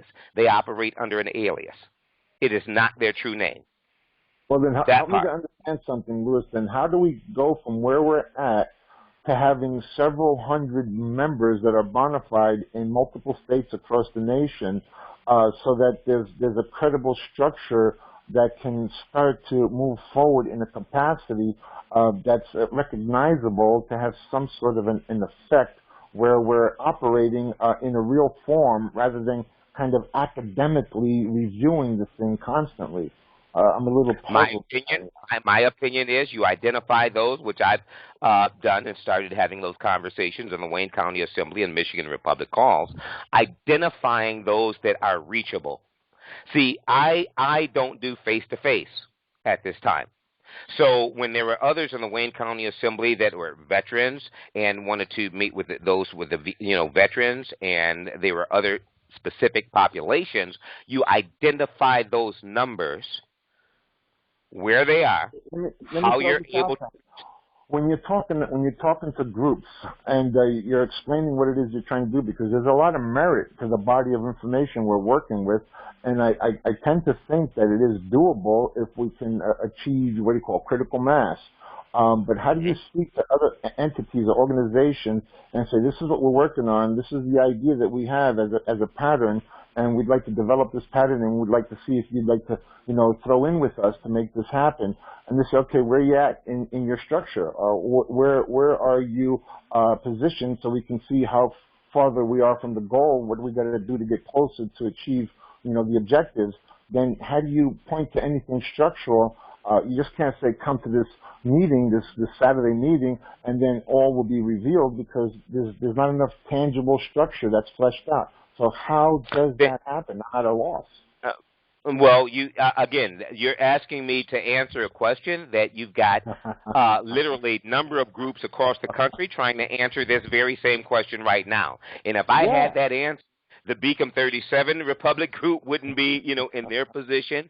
The union call wouldn't have happened. All of these things, these efforts that have taken place over the last decade, okay, we would have an answer to. Abraham, we don't have the answer to that. The reality is this, in my opinion, I can only give you my opinion over my involvement with this, and there's some realizations that we have to come to. Number one, there's some people that are going to protect their position, so everyone that you present this to will not come aboard. Recognize and realize that. Secondly, if we can target a number like marketing and the sales groups, I know you've got a background in, of simply 2%. I did some examples on our Wayne County call of what would happen if we had 0.5%. And please believe me, just with 0.5%, we can effect change. Just with 0.5% of 1% of a particular population. One man, again, was a veteran. I said on Wayne County, looked it up based upon the last available census statistics. There were like 83,000 veterans in Wayne County. Okay. Target that group and obtain 0.5% of that group. Okay, there were others that I looked at in terms of household, and because I don't do the face-to-face thing, I looked at broadband internet access. High-speed broadband internet access, so they're accessible, and they can also review any information that we send. If we can just reach out and touch 0.5% of that population, you do get it. That's what I think that we need to be focused on. Okay, but hold on one second real quick. So let's say, I'm an automotive engineer, and I got this idea for building a fantastic car. I mean, it's got all the elements of a perfect engineering design. And it's on the paperwork. It's all in diagram and schematic. And if somebody says, "Hey, I love the idea of that car, and I want to put my efforts and my skills into helping build that car," and says, "Where are you so far?" Well, all you'd be able to show them is a couple of schematics. You don't have the bumper, you don't have the wheels, you don't have the frame. There's nothing actually tangible. So how do you make the jump? From something that's schematic, something that's in the paper world, in the abstract, and then be able to point to something. Well, we got the wheels, we got the frame, we got the structure. We just need you to help us put the windows and the doors. How do you flesh the thing out if you don't have anything that's in the real world that's actually being formed? See, the real world, that's I think it's a thing of definition. You gave me an example of commerce. I don't use real world as a different definition. You've got to use a world of commerce or public versus private. So how do you do it? So if someone's coming to me with that scenario, they don't know anything about the private, and I'm trying to hand them off to someone, I swear to you, I'm trying to hand them off to someone that has the ability to handhold them while they go through their education of, listen, there's a duality here, okay? It's not just, you have a dual personality whether you know it or not. You have a public persona and you have a private persona. And that starts with someone that has the ability to handhold and walk one through that, because that's where they are, and I'm not there. I'm not that man to do that. So we need a committee or something, a welcoming committee, a hand-holding committee. I don't know what you want to call it, but every community would need some type of committee or board that has the ability to engage the newbie that's looking for, hey, did you know this? And we're like, yeah, we knew that. All of this is brand new to them. If you build it, they will come. I got you. There still needs to be a welcoming committee. Let's call them that. That has the time to handhold those newbies as they become awakened. I don't know. I think that if you get in that car and you understand basic driving principles and you look at the manual, and if the car is engineered properly, there's not going to be a whole lot of handholding. You just go in there, turn the key, push the gas, and go. I think that social media was originally social surveillance while it was in production, until they decided to present it to the public. Then they rebranded their social surveillance program as social media. As such, any additional information that you're providing online, you're self-snitching. Why do it? Why put those people in you're putting a target on people. Now, those that decide, don't want to do that. I'm going to step up as an officer, I'm going to step up as an officer, and I am prepared if the de facto and any agency of the de facto knocks on my door for a conversation. That's a particular population within our group. Okay? All the others, I don't want to put that target on them. They're not ready for that. Why do it? Right. Darn. So if you wanted to have a motorcycle club, as an example, and you put together a motorcycle club, you got 1,500 members, like the Hells Angels, figuratively speaking. They've got thousands of members nationwide. I guess they ain't concerned with targets on their back, but this is a hell of a lot more important than a motorcycle club. But see, Abraham, that's a good example. I'm quite sure you may be able to go on and find their officers, but you're not going to find a membership list online. Why do that? FBI immediately starts an investigation on every member of the Hells Angels. We know what's here. There's trepidation all over this thing. And again, they know our population. The warrant may not even be related to the action. You know what I'm saying? Let's say someone's got a child support issue. You see? Got nothing to do with what we're talking about here. However, we saw your name on this list. As such, we've now dispatched this particular agent. I know you buy into the ideology. I know you feel the thing is credible. I know you think it's doable. I can tell because I've been hanging out with you now for, 6 months or longer now. And I get the feeling that you integrally believe that if this thing was where it needed to be, it may be able to do exactly what it set out to do. It's just how do we get from where we're at to where we need to be? Is that the $1 million question? It is, but we've got to do it slowly but surely. I just don't think that when you put the membership, and there's a group that did that, as these groups, I think it might have been the Keith Livingston or Livingway group, that as their members completed certain paperwork, they were so happy to have these posted to give a public notice, and I think that was an error. Those are some brazen old people right there. And I'll tell you, they're printing their own money. Yeah. Well, I don't even want to touch that, but yeah, you're right. And there's some things that people can do to bring attention to themselves. Because I had a 2-hour conversation with the FBI on my porch because I wouldn't allow them into my house, but I did want to hear what they had to say. They want to hear what I had to say. I didn't have anything to say, but I said, anything that you'd like to share with me, and they had a lot to share. And they let me know that, listen, he was responsible for monitoring the Facebook pages in this area and had been doing so for like 5 years before he came up to my porch. Oh, man. So, yes, people that were deceased, that were no longer here, what court actions they were, and he didn't, like I said, he was subpoenaed in one man's court action and didn't show because that's not his name. So now we find that out, that they have the ability, just like IRS agents. Oh God! Yeah, I definitely don't want my Facebook page scrutinized. Well, they do it. So I mean, just know that. And no, I tell everyone, if you've called me, the FBI knows you. Period. The IRS knows you. I've been in court actions with them years ago. So if we've had a conversation and you've conversed with me, you're known because they know me. We've been in court actions. That's how I know certain things. That's why I speak so definitively about certain things. It's not speculative.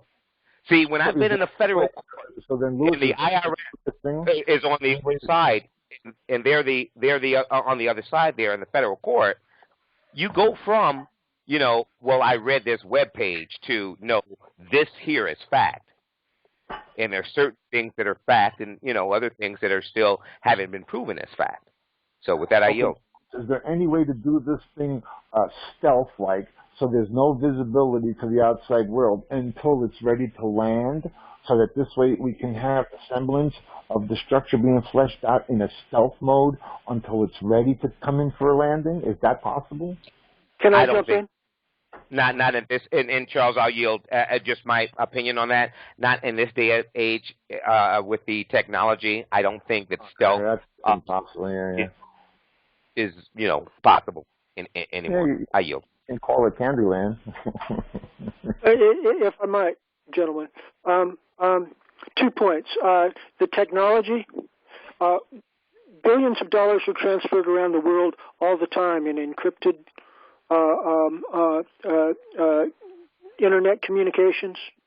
The technology is available to do things below the radars of the de factos, I do believe. If we had a budget and were better organized, we could do that. I do believe.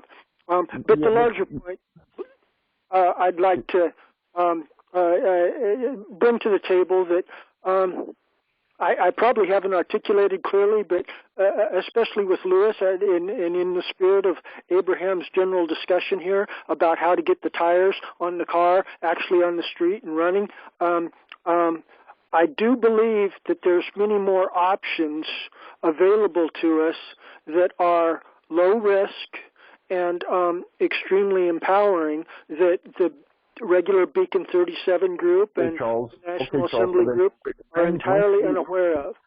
Charles, when do Abraham, we are you have... trying to interrupt? Yeah, when do we have the brainstorming group and the think tank to address that so we can start to assemble the nuts and bolts of this thing so that Lewis's concerns are addressed properly, and I do believe they're legitimate. I think he shares a feeling that a lot of us share internally. So how do we put together a think tank or a brainstorming group so we can generally attack those vital issues? Well, first of all, we need to listen to the people that seem to have done the most research in these areas so that they can present what the options are that might be available here. Okay, because I've been associated now for well over several years. I'm still looking for those options. Right. Well, maybe I have. I think I mentioned earlier I might not have expressed some of my ideas here clearly. I'm glad you and Lewis are focusing tightly in this specific issue because that inspires me to articulate what has been thought of in my mind previously. Okay. If I might, and Lewis, I hope you're with us still. And building on the Beacon 37 Republic platform that's opening up, and I'm glad to see Michael's joining with us in, at least has contributed somewhat in the Beacon 37 group there. That group,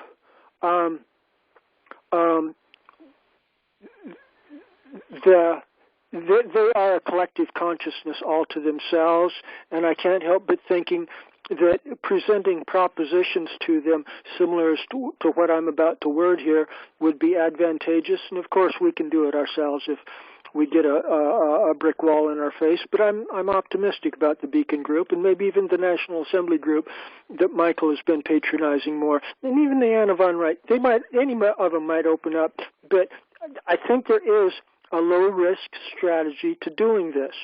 Whoever the leadership is in this type of an effort should encourage people to assume not only the qualified elector's office at their local grassroots level, but also the more courageous among them, at least a little bit, the town constable office. That's a higher level of authority.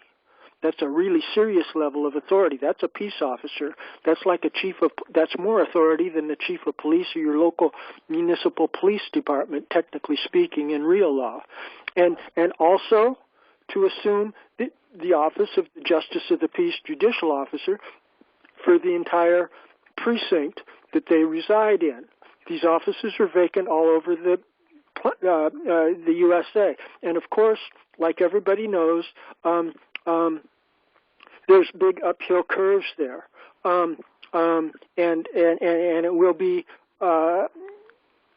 it will imply confrontation with the local de factos. But we can custom tailor it, and we can keep those records secret. We can keep those records secret, off the radar, We can, in conferences and in jury verdicts and things like that, letters of confrontation against de factos, we can just refer to this as juror number 14, or not 14, but 7 or something like that. That is being kept secret. We can keep levels of secrecy for these people, and we can delegate. Lewis was focusing earlier on a general theme, I think, that's repeated in the Beacon 37 group, that we need to go from the grassroots up. We don't need recognition from the grassroots up to fill these vacant offices. It would be good to have witnesses from the local precinct to recognize the legitimacy of the local justice of the peace judicial officer, but lacking that, our national group could be the ones to be the 2 witnesses for anybody in their local precincts, and that would extremely empower.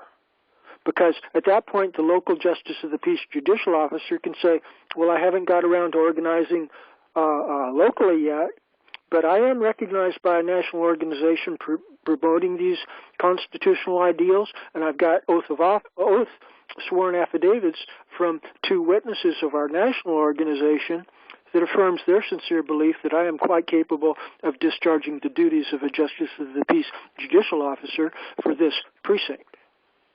And that should be, with the vacancy in that public office, as is epidemic all across the USA, that should be sufficient to tip the scales in favor of the local person assuming that authority, and from there under, he could start exercising some serious power, both in the local community and in the larger communities.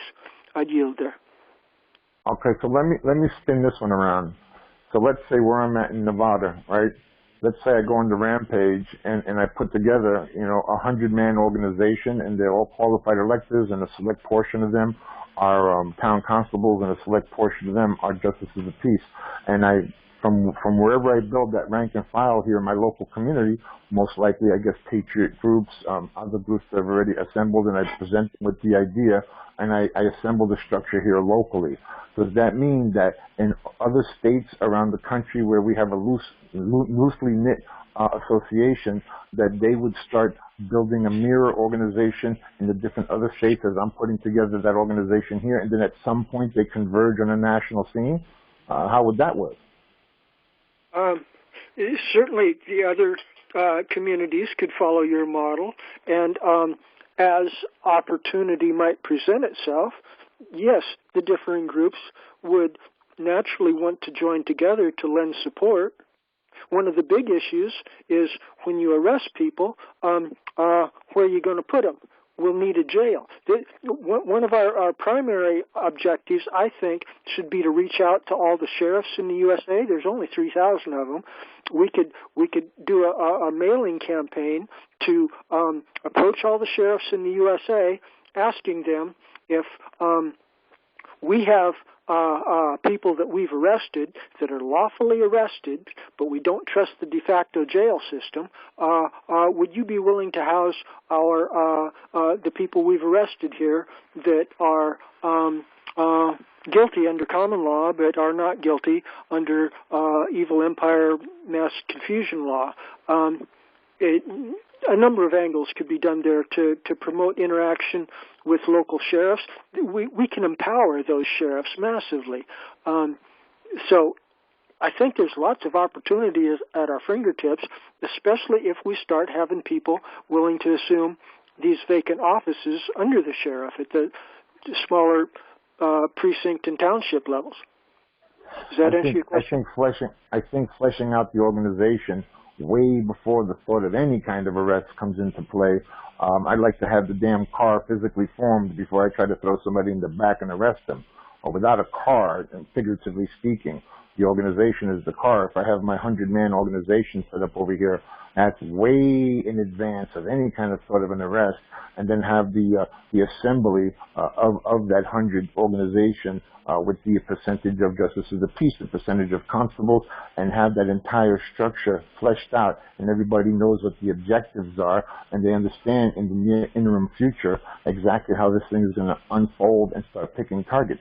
But until that organization is set, there are no targets. The only target is to build the organization first.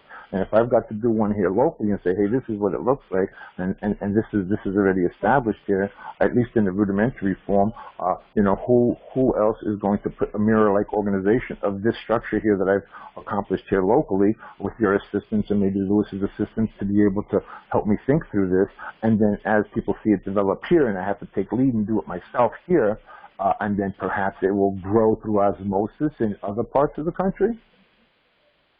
Yeah. The critical mass that you're looking to form 100 local activists there, I think there's an intermediary step that would greatly ease that humongous effort of trying to get 100 people actively involved. You can throw up a baseball team and have 100 people in intramural scrimmages where all these little businesses set up baseball leagues, and they can put together several hundred almost overnight. Well, no doubt, there's a lot of motive there. But similarly as Michael is doing in Florida, the events where there's groups of people coming together to talk about accountable government, that would be patriot groups, and then there's commissioners meetings. See, with fully up to speed people that comprehend how the power is really in the people, you can change the nature of the local county government with just 30 or so people. You can do that, and see when there's real serious issues on the table, like whether or not they're going to vaccinate everybody in the county, that would be a real good time to say, hey, everybody, I think we can take over local county government and convert it to common law jurisdiction, whereunder we would not be forcibly vaccinated. That should motivate lots of people to come down to you to the local county commissioners meeting and just dismantle that Roman Empire municipal model of commissioners form of government, and call the sheriff in and say, look, you're either going to start doing what our assembly of precinct captains want you to do, or else you're going to step down from your office. I think that's like 20 steps ahead of where I'm thinking, just to have a rank and file before any targets are painted, and have a coherent, cohesive organizational structure. Sort of like having the whole baseball. What do you call where you have all those businesses that have the baseball league put together. You got to have that league put together before you start planning any kind of games. Well, we're not playing games. We're defending against the lawless acts of aggression. Figuratively speaking, Charles, the thing is this: you have to have the league set up before you start engaging in the activity that the league was designed for. You can't start engaging in activity the league was designed for before the league is designed. The league is just a community of members that are joining together for a common purpose at one point, and the leaders that are up to speed can be handing out papers to those that are less up to speed, and it's a real simple process. All they got to do is say, yes, I agree with him, and at that point you've got continuity, and if the focus is maintained on the specific agenda of whatever the issue is, like the vaccines before the county commissioners, or water quality, or whatever it might be, then that specific issue can be ridden to conclusion, and thereunder at the same time produce a change in the nature of the county or city governmental body that is in jurisdiction. And at that point, then people will have light bulbs go off in their head, and they'll want to be joining with us. But until we start actively confronting these corrupted Roman Empire municipal public servants. It's just theoretical mumbo jumbo realm, like you were talking about the blueprints. No wheels or tires. We got to be talking about the real issues and standing up and speaking out against the corruption here as in symbiotic relationship. It's part of the growth process. It's intermixed in a tornado type of dynamic that can't be separated. Yeah, I guess we have philosophical differences in approach here, because I would like to build my Navy SEAL, my Freedom Navy SEALs first before I think about any engagement with the opposition. I want my Navy SEALs very well trained and understanding all the dynamics of what's going to be coming their way before we even approach the first target. We just have differences of opinion. I'm not going to start throwing rocks at windows until I have my Navy SEAls very well organized. My freedom. We're not the ones throwing the rocks. The de factos are. Well, okay. I guess I've expressed my thought. Yeah, and I don't mean to be antagonistic, but I do believe that I do believe it's important to be connecting our work with local organizing and empowerment to issues about change in governmental policy. And one of the biggest ones is just raw economics.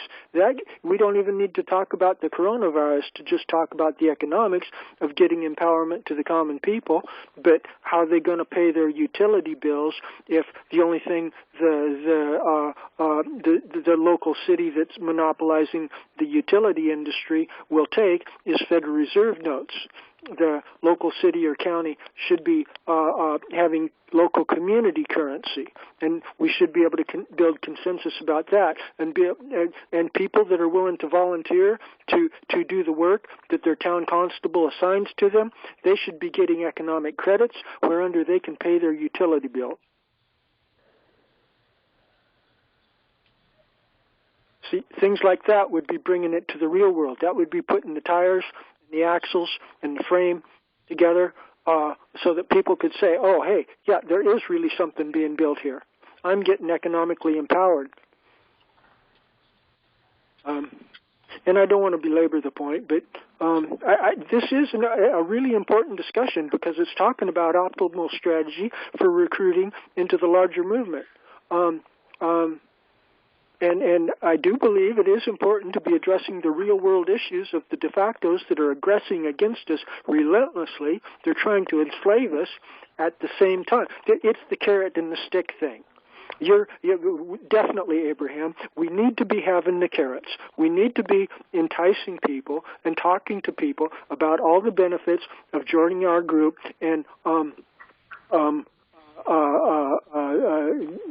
becoming members of a responsibly self-governing community under common law and biblical Torah law tradition. Yeah, but the stick is coming at us from the de factos, and people are losing their jobs, and they're facing forcible vaccinations, and there's lots of them that are highly motivated by those sticks. And if we're helping to tell them that hey, we think that if we work together here, we can get those sticks to go away, I think they're going to be much, much, much more inclined to join with us.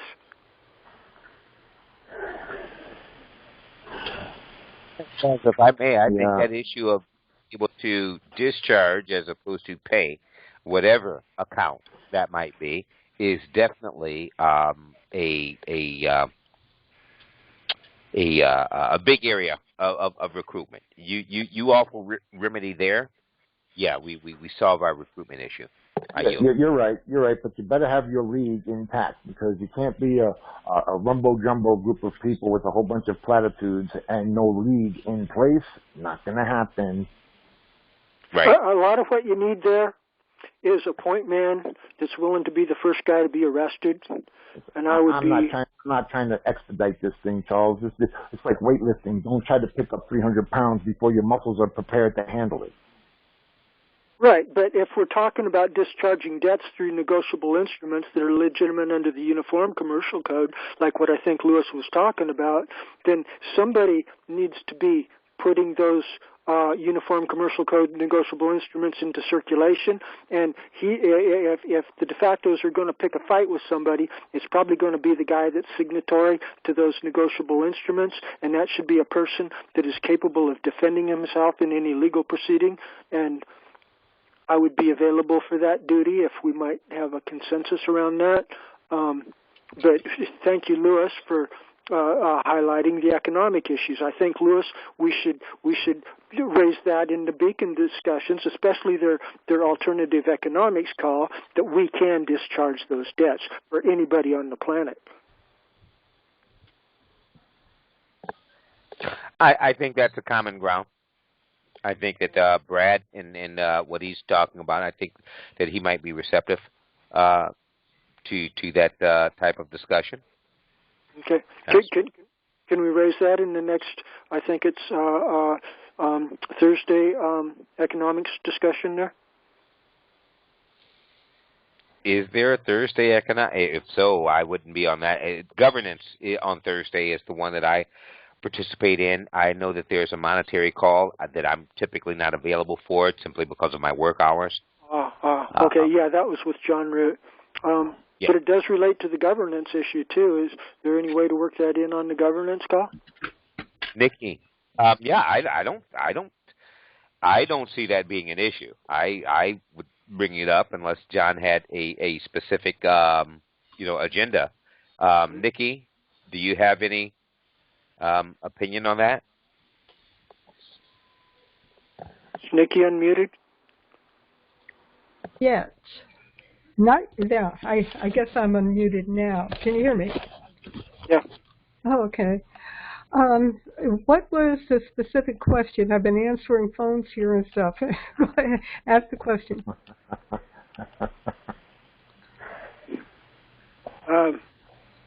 Louis? Well, Charles was asking if the economic issue of negotiable instruments, discharge of debt, or settlement of an account, as opposed to recognized as paying a bill. Yes. Is something that might be brought up on the Republic economic discussion or the governance call. And okay. I'm only available on the governance call. I'm typically still working on. Yeah, the way I view what's happening and is what my preference would be is for Trump to reconcile the debt. Okay, because since silver was taken out of the coin, we have become the backing of the dollar, of the Federal Reserve note. And since Article 1, Section 10 of the Constitution was breached by the legislators, and we have become, of course, the marketable commodity, our real estate, which of course means us, our children, our fruit of our labor, and so on and so forth. So I'm coming from an entirely different perspective than what John is coming from and Brad at this point in time. Not that I'm saying what they're doing is wrong or anything like that.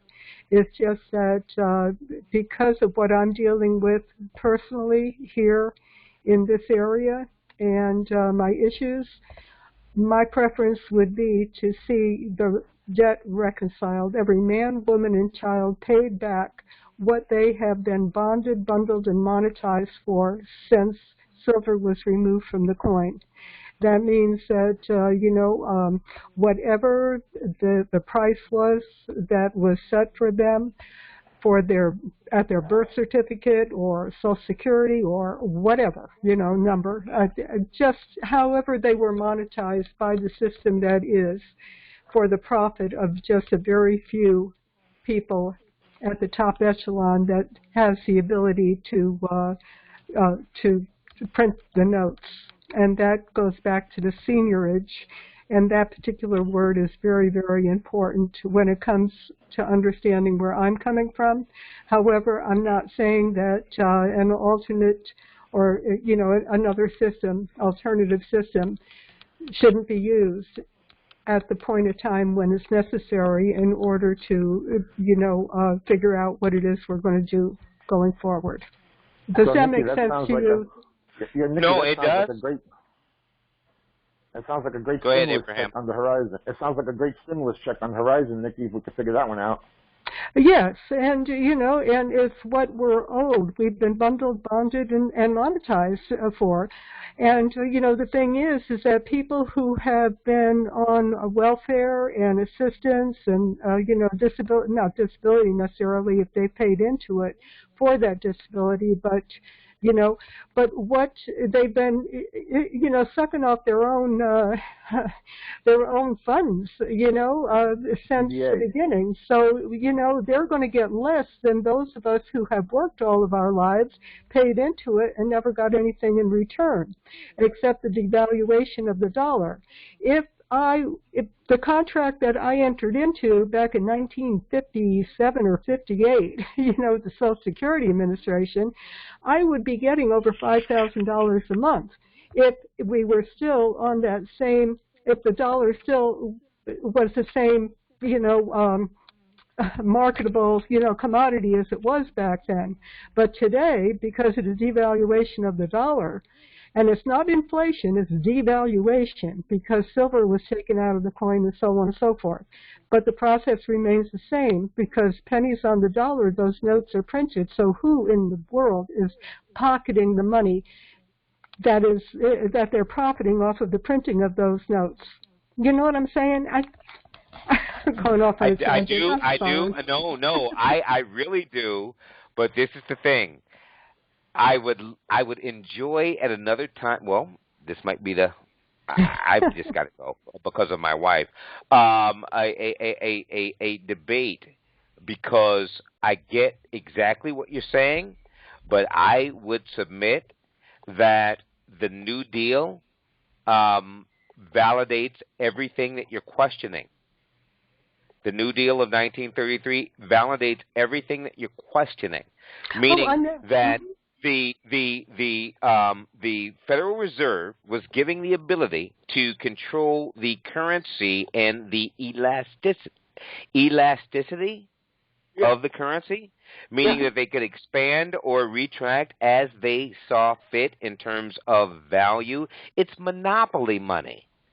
They determine the value. It's got no other than what you've already brought forward. The intrinsic value, the actual cost to print the note, that I think that you said range from 7 cents to 7 cents, 7.7 cents, yeah, to 19 some odd cents. Yeah, that's it. So the contract signed and agreed to, not signed. There was no signage, but there was a presentation and an implied acceptance of the New Deal allows the Federal Reserve to do just that you have exposed. So our issue was about discharging of a debt, any of the public utilities. I don't care what it is. If it's a public utility, gas, lights, telephone, whatever the case might be, the ability to discharge based on that contract, that deal, that New Deal, is, in my opinion, outside of forming our townships and our county governments and state governments. In my opinion, that should be the focus.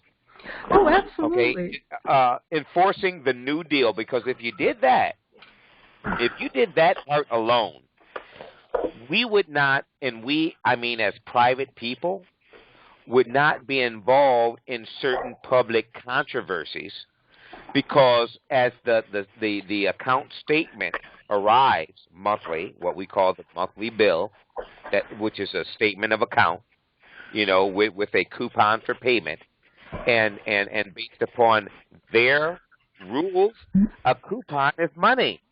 A coupon is money. The water company and the property statement here on Wayne County no longer say payment coupon because of that fact. They know that they're involved in illegal activities, so they don't put the word there because they've been challenged so many times here that they actually take it off of. It doesn't say even payment coupon anymore. It's actually a Xeroxed copy of an account statement that they submit as a bill. I guarantee you it is. I guarantee that. That's why if you talk with anyone that's here in Wayne County in Michigan, one of their major issues is the water company because they are so fraudulent. It is ridiculous. So if anyone steps up to simply challenge the presentment itself, which says like, what is this? Just simply, what is this that you're sending to my house expecting me to pay? The problem is you'll end up without water service here quickly. And that's all based on the Public Utilities Commission, and that came in 1913, I believe. And it was the same year the Federal Reserve, and of course, the New Deal government is nothing but, what was promised in the preamble to that, 1787 con, a more perfect union of corporate feudalism. You and I are in complete agreement, but the thing is, if someone's about to engage that individually, they'll want to set aside funds in a, what is the account that you set to the side? Escrow. Okay. And then actually initiate, not be on the defensive, but initiate a court action within the de facto. So how do we use what we're doing on the private side to actually obtain jury verdicts?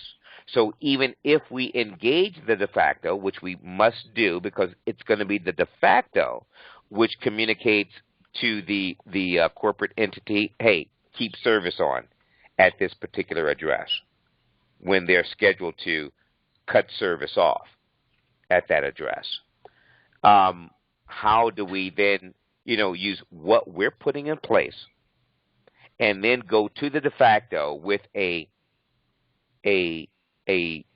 complete jury verdict, which cannot be challenged? See, then we've got some standing. We've got a jury verdict, and then this cannot be challenged based upon the Constitution. Now, you need to, as you are the authority in dealing with this corporation that you've given license to operate in the state of Michigan, to turn service back on. Let's say service has been interrupted. We've gotten to that point on something, whether it's mortgage or water or utility, whatever the case. Let's keep it at utilities for the purpose of this call, of this conversation. Yeah, well, what do we do? When I confronted the PUC here in Pennsylvania, what I did was, I called it like it is, the criminal enterprise. It protects the powers that be. And with its racketeering activities, the protection racket for them. And it's by their own definition.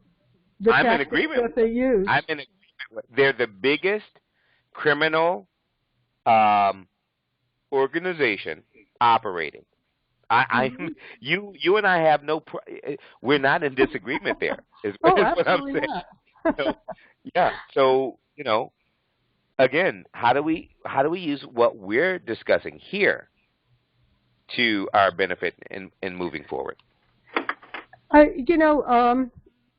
If I may share my screen, I can kind of give you a hint here.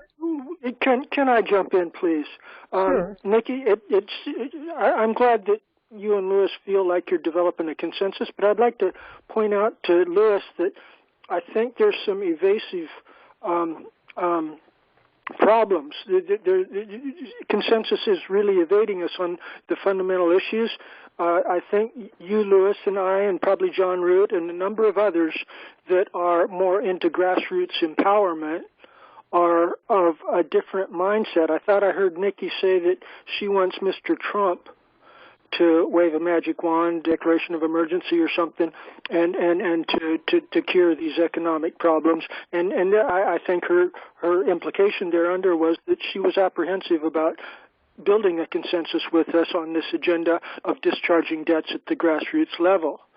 And that's what my case coming up on Monday is all about, is discharging them at a grassroots level and with the courts here.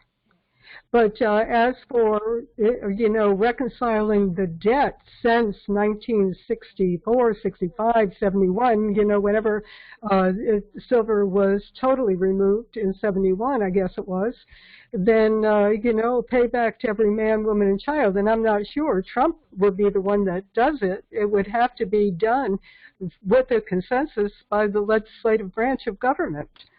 If I might, that's a different discussion. Oh, yeah. What I believe Lewis and I and John Root. Charles, may I just go ahead and read one paragraph so that put closure on what Lewis and I were talking about? Can I get a response from Lewis? Can I get a response from Lewis here, and then I'll agree to allow you to read your paragraph? Yeah. Okay. Lewis? I have no issues with that. I'm open to all additional information. I yield. May I continue then? Well, I think it's off point from what Lewis and I and John Root were focused on. But go ahead, Nikki. Yeah, no, this is just with the PUC, the Public Utilities Commission. And in 2011, I had a right to know. And the response to the right to know regarding the PUC and how it was set up. The person who responded said, with respect to Part 2 of your request seeking the documents for the authorization for the formation of the Public Utility Commission, this is what I had in my right to know. Please be advised that the Pennsylvania Public Utility Commission was established by an act of the Pennsylvania Legislature Act of 1937. And she goes on to, cite different things about that. Prior to the creation of the Pennsylvania Public Utility Commission, the Pennsylvania Legislature had created the Public Service Company Law, Act 1913, July 26th, Public Law 1374, repealed to regulate what were then known as public service companies. So what I'm saying to Lewis is look for your public service companies, or if they're called the Public Utility Commission, look for that and, do a right to know or something like that to find out, where all this, chain of custody comes from. Okay? Okay. Thank you. And with that, I yield. Okay. Thank you. Thank you, Charles. I appreciate that. Right. Thank you, Nick. Can't help but volunteer that I think that's a different line of thought than what we were talking about grassroots discharging debts through the use of the Uniform Commercial Code. Am I in error there, Lewis? Well, it was different. However, it might be related because when it comes down to it, that is something that might be used in one of their administrative courts to call their attention to their rules. So we were talking about discharge of debt, but if they did not recognize a negotiable instrument, that would be one of the authorities called on. So I guess it's all, related. It's just time consuming. What's that? That looks like that forum could be a quick win without very much organizational structure. You can get a quick win with what Nikki was talking about. Well, a quick win if challenged. See, that to me is what I call a bullet in the chamber. When I like to say, hey, you go into one of these courts armed and you need bullets in your gun. If you're going to go in there with a revolver, you want to have several bullets here, and that to me is a bullet. So if there was a presentment that was dishonored, then there's certain things that come into play. and those are what I call bullets in the chamber when you walk into one of those administrative courts. So, it may not have been direct, but for anyone that may listen to this call, either now or even in the future, and may be involved in something like that, I think it might be a valuable, jewel dropped on this call. So I appreciate it, and I yield. Okay. I'd like to make a parting comment. Take a moment or two. Is that all right? You're not prepared to make your comment now, Abraham? Yes. Go ahead. Okay. Louis, ears up high. Let's look at the Supreme Court of Law, right, idea, as the NFL, right? Everybody knows you got an NFL league, you got all your little state, local leagues, and then you have the National League, right? So, you have your NFL, and I got to build a local team here. I got to build my team, my football team. We got to put a huddle together, right?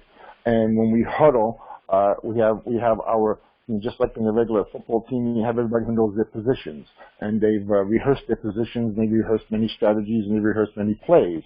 And in the huddle is when you unfold those plays, and you got the opposing team there on that line, right? And you got to create your strategy so you can get through that line properly and score a touchdown, right? So if I have my local team here, and all my members in my team understand their respective positions, right? And they understand how to unfold that play.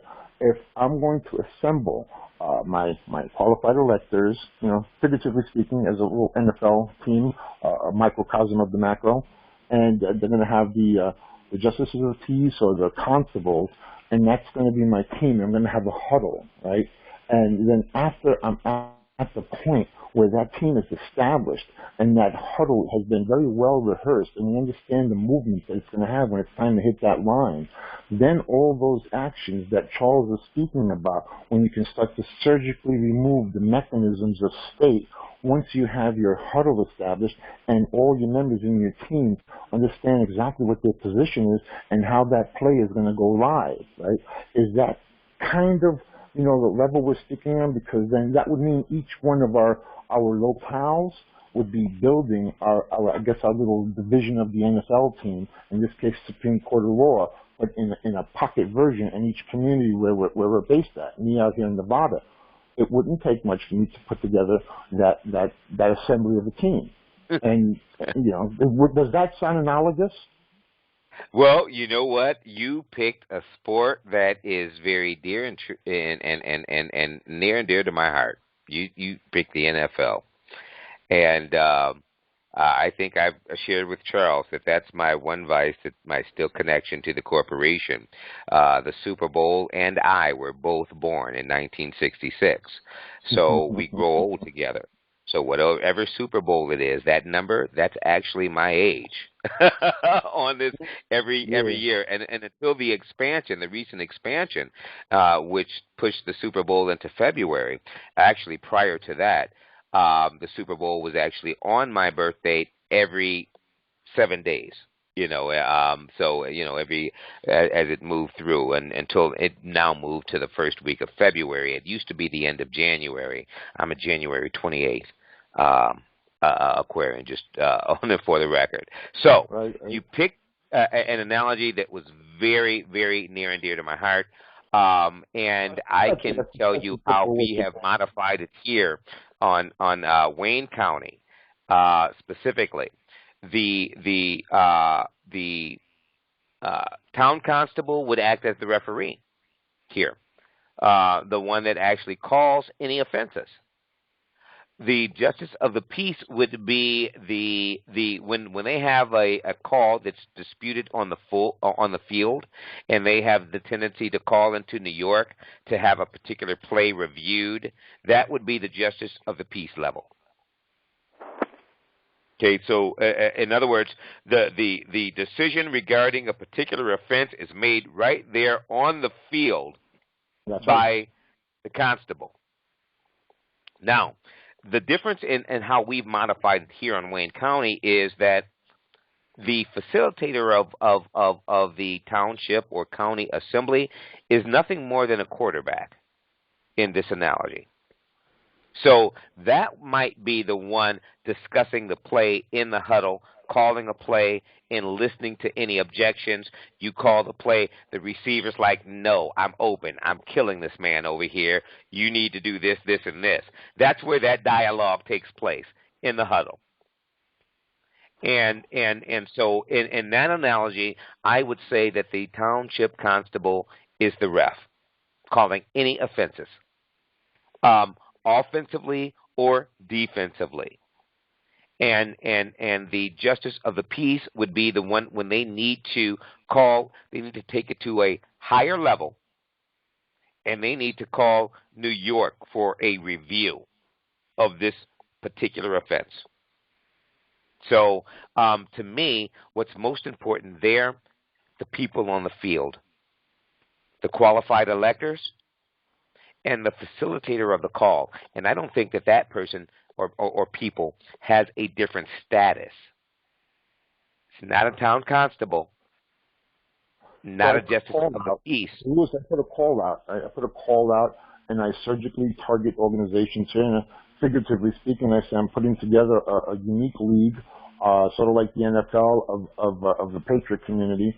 And we have a lot of things figured out, and we have a national interest, and I'm assembling the local interest here, and I'm assembling my team members. And then I guess with input from I guess our intelligentsia, you, Charles, Nikki, as we're starting to formulate the intelligence of the team, I would imagine that there will be symbiotic associations or assemblies of these teams out there in the different areas where these calls and the people on these calls are at. I guess if I start to put together my team here, there should be, I guess, a reflective similarity happening elsewhere as well. But even if it weren't up to speed and I had my team all fleshed out here locally, I should be able to enact pretty much whatever you guys could do on a national level. I should be able to enact those powers here locally then. Isn't that right? That is. Agreed. 100%. And what I'd be asking for right now, what we're looking for, is the quarterback on these. In that analogy, if I'm talking to those that comprehend, what you have presented, I say very simply, I'm looking for the quarterback of your squad. The quarterback is running that. The town judge. What do you? The judge, what do you call him, Charles? The guy who's the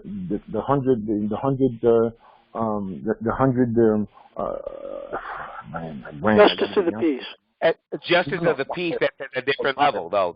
And at the township level. Well, but that's in your analogy, Abraham. What you're looking for are quarterbacks. You're really looking for facilitators of a township. You really are. What you're looking for, quarterbacks on the field, because the township constable then would act from that unit as an official. In your analogy, they would be the ref. They're calling all fouls. So if someone from the township said, "Hey, you missed that foul. This is a foul.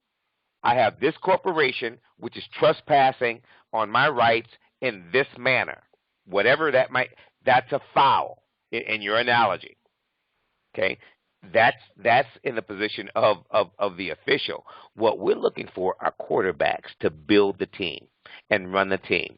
And like you said, you're going to call this particular play in the huddle. Those are quarterbacks. That's not the official, and that's not when they call in to a higher authority to review a play, a court, the 100 court, if you will, because that is the when that comes down, when that call goes, when it goes to New York, they review the play, whatever they come back with, whether you agree with it or not, that is the order. And if you're on the losing end of that order, then so be it, because you've gone through the appropriate channels that you have agreed to. We worked that out in the scrimmage, man. We won't make no mistakes. That scrimmage will be very thought out, very well thought out. I have a lot of scrimmages first. By going up the ladder, because they're decisions made at certain levels, right? Okay, at the first level, township, the constable, right? And if not there, if there's still controversy, we're going up the ladder, then to the justice of the peace. Correct. So you were talking about earlier, though. What's that? You have the qualified elector, then you have the town constable, then you have the justice of the peace, and when you have like 100 justices of the peace, you have that judge. What's the title of that judge? County judge. Huh? County judge. Okay. So when I'm loosely referring to the huddle, so that you have your little NFL detachment here, or your common law, your Supreme Court of Law detachment here, right? And these guys are well trained like Navy SEALs in freedom, right? And understanding how to surgically strike at the establishment so that there's very little harm to any of the members of the team, but can create maximum impact with a minimum amount of risk, right? And that huddle, for me, figuratively speaking, would be to figure out what part of the establishment would make most sense to get a quick win, and then another win, and build upon these wins strategically. So the huddle would be to formulate targets in coordination with the National Association, or whoever is the national entity of the NFL, like you said, New York, right? So you guys, Charles, and a couple of other people who are more familiar with this than I am. But I'm at the point where I really want to just start putting the friggin' team together and see what this thing is going to look like. Pick the tires, check the engine, get an idea of how much horsepower it has, see how it whips around the track. I'd like to start formulating this thing already, because if I talk about it any longer, I'm going to shoot myself in the head. Okay, I get you. I get you on that. All right. But our thing is, what are you doing? Let me ask this question, Charles. And this is the question that I was hoping that someone would ask on this past Wednesday's call when I listened to that replay, and they let a particular individual speak of Michigan that it had me infuriated. And I was so glad that I was actually asleep on the call and I only could listen to the replay, because it would have been a problem. And they gave this particular woman too much time to talk on this past Wednesday's call about her opinion in reference to assemblies. And she was of Michigan, and she has been on our Michigan Assemblies calls and told us that she will never make an assembly, ever.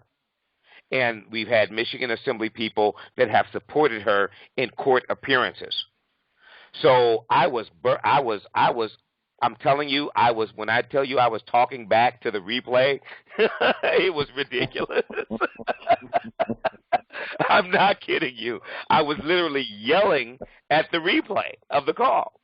And that was a reason, because I said, okay, so-and-so of Michigan is here proposing all this, that, and the third, but please, will someone ask them what are they prepared to do when these people go on these 5 and 10 minute rants? What have you done? What are you doing now? What are you prepared to do? Very simply, are you involved in your county assembly or township assembly or state assembly? Yeah. Just simple questions. Okay? Mm-hmm. When you get on here and go through, oh, yes, and this is what I'm talking about and doing this, that, and the third, please someone ask these people that. Well, Louis, that's a matter of reconnaissance. All you got to do is figure out who the players are and where they're engaged, and just formulate a structure right around the people who are currently engaged. Yeah. Because this woman has come on our calls and said that she's not going to do that.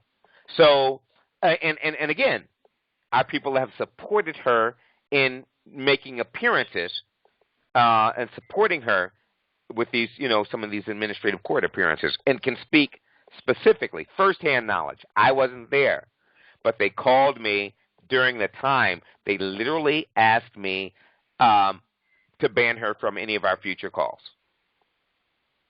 and I took her position on that. Are you giving me a hint? Am I reading this as a hint or something? Well, this is on this past call. Charles was on this past call, past Wednesday's call, this union call. There was someone that was allowed to speak that identified themselves as being from Michigan and supported all of these efforts that they were speaking of, and they're not a member of the Michigan Assembly, either Wayne County.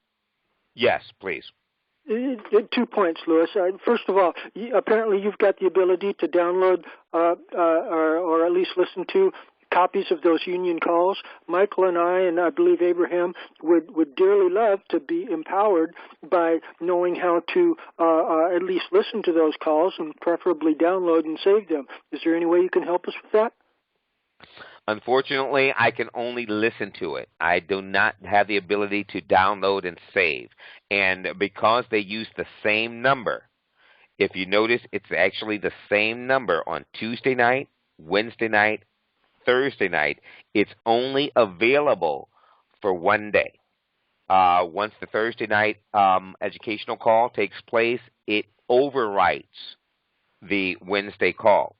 So one would have to listen to the Wednesday call. One would need to have their own recording mechanism, application or otherwise, that once they replay the call, they would be able to listen and record. I do not have access to the download of that call or any of the Tuesday through Thursday calls. Is that purposeful policy with the Beacon Republic leadership? I don't know that if that is in fact a policy, in as much as it's them simply providing a replay as opposed to allowing for the download. I believe that if you would contact Phyllis and request a copy of whatever date of the call, I believe that she does download, or someone within the organization downloads and has the capability of saving the recording and making it available. See, if you recall, that's the real first, Mark, have to go through all that, Louis. What I've asked in the past is that they make these recordings available on the website, so that one will be able to go right to the website and listen to whatever date and time or download, for their review. I don't know where they're at with that, and I will follow up on that because I've asked that in the past. And as it stands now, it's only the call, the replay call that's available, and it's only until the next call. And unfortunately, they're calls Tuesday, Wednesday, and Thursday, which means that the replay is only available for 24 hours until the next, basically 24 hours into the next call. Okay, thank you. I do appreciate any efforts you can do in opening up our ability to play the recordings later on. Both Michael and I and Abraham have talked about how important it is to be able to stay up to speed when we can't join every single conference. But if I might shift to another issue that's been on my mind here as you guys were talking, your football analogy. Let me get this right. The qualified electors are basically the football team. The town constable is the quarterback. Is that correct? No. Well, I was just using it as a loose analogy. The town constable is not the quarterback. The town constable would be the referee in that position, actually calling any of the offenses. And the justice of the peace would be one of the judges back in New York. For example, if there is a replay, any type of discrepancy on a call where they go to the replay and even the officials cannot determine the appropriate call, they then refer to a higher authority. That authority in the NFL is in their major offices in New York that are watching replays on everything, and those officials then say, this is the determination on this call, and that's accepted. Period. Once it goes there and comes down, It doesn't matter if, just get your hierarchy right in my mind. So the quarterback as well as the linebackers, they're all equal qualified electors, basically. They are. And the quarterback and whoever the defensive captain is that would be calling the plays on the defensive side are nothing more than facilitators on the field. That's what they are. And that's my position as the Wayne County facilitator on our Monday night's call. That's it. That's not an office. That's not a position of township constable. We're calling plays. We're kind of facilitating what's happening on the field. But that's it. Louis, you've used this analogy to have a structural understanding of what you got unfolding there locally? Oh, without question. Again, you happen to pick my favorite sport, and again, I went to Morgan State on a wrestling scholarship, but football was my favorite sport. That's what I played in all the way up through high school. I just didn't have the size to play at Morgan State. So yeah, in that analogy, a quarterback is nothing more than a facilitator of what's happening on the field. They are the ones that you made. You used calling a play in the huddle, and I've been in the huddle. I know what those discussions sound like. So it's a discussion. See, a quarterback may say, "Look, I'm calling this play." A wide receiver may say, "Look, we need to do X, Y, and Z. This man over here can't cover me." I want to call the quarterback again, maybe with direction from the head coach, run this play, ABC. Wide receiver wants to run XYZ. There's a discussion within 30 seconds in that huddle, and there must be a consensus when that huddle breaks. Everyone coming out of that, all 11 players must be of one accord. Otherwise, that play will not work. It's an automatic breakdown, period. You know that. Everyone must be on the same. I have a friend over here in Las Vegas. I have a friend over here in Las Vegas who's running for mayor, and he's like a labor lawyer, not actually a lawyer, but he functions in that capacity. And he handles all the street entertainment here in Vegas. Very politically active. The entire political structure here is very aware of him and very afraid of him. And I have a lot of people like that are in the wings here in my influence, that very quickly I can tap into some traction and be able to, show up with quite a few people. I just don't want to do anything precipitously or foolishly. I'd like to have all the dynamics thoroughly understood and be able to bring the people into this, I guess you would say, team, and then have the support of the national organization like you guys, so that when we pick our targets, and I think I could put this together in the next couple of months, and this way, rather than keep theoretically and academically and abstractly speaking about this, put it into concrete terms and start unfolding some of these plays right there, street level, so they're actually in play, live. Have the thing all videotaped, everybody's got phones, do a complete analysis of everything that happened, do all the, just like you do on a football team. You study every one of your plays, you understand all the movements, where you went wrong, who fumbled the thing, and how to let that happen, understanding your opposition very well so that you match your team players with the enemy opposition properly. This can be done. I think that's a very good analogy that you used. A very good, something that I would think that would need to be explored. And if you could present it to others, I'd certainly like to be involved in that conversation. I must take my leave of this call. I've stayed on longer than usual, and I really must take my leave at this time.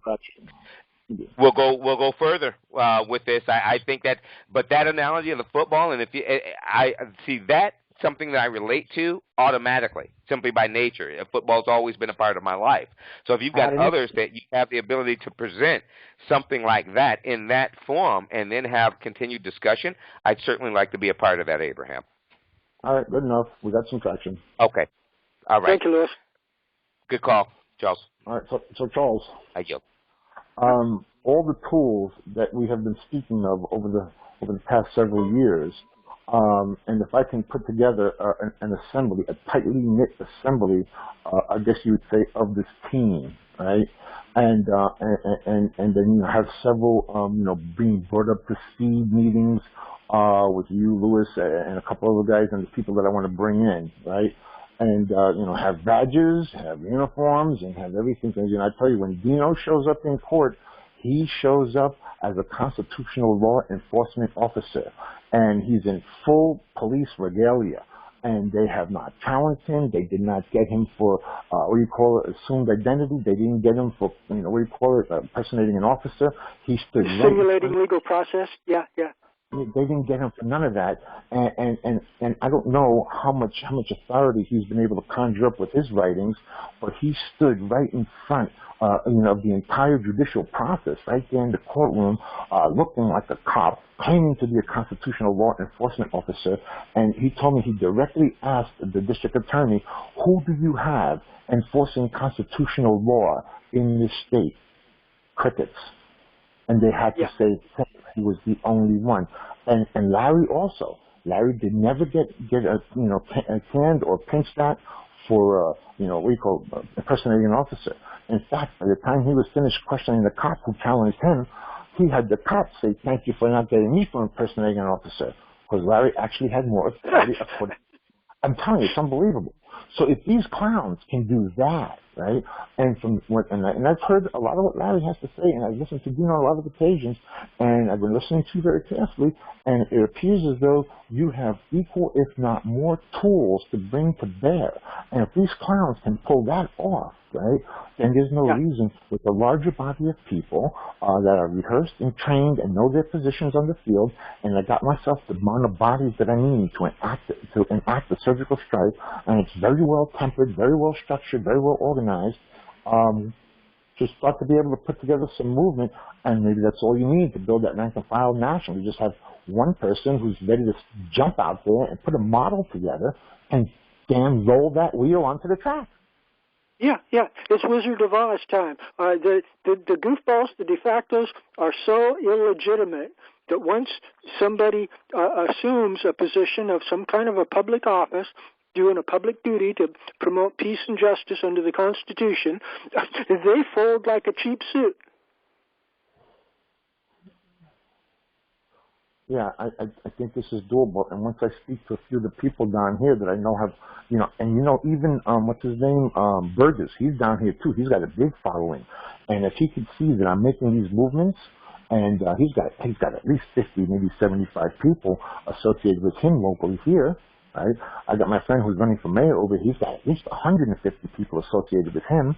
And then, with other people that I can pull out of the wings, as long as we have put this thing coherently together, and they understand, these people that I'm looking to bring in, understand the elements of what it is we've been talking about for the last several years, I think they will be amazed and very shocked and aghast that this is even doable, and they might figure, hey man, this is something we could use to push all of our agendas forward. Because these guys have been pushing up against the system for quite some time and just ain't getting the traction. So this might be the missing component. Yeah.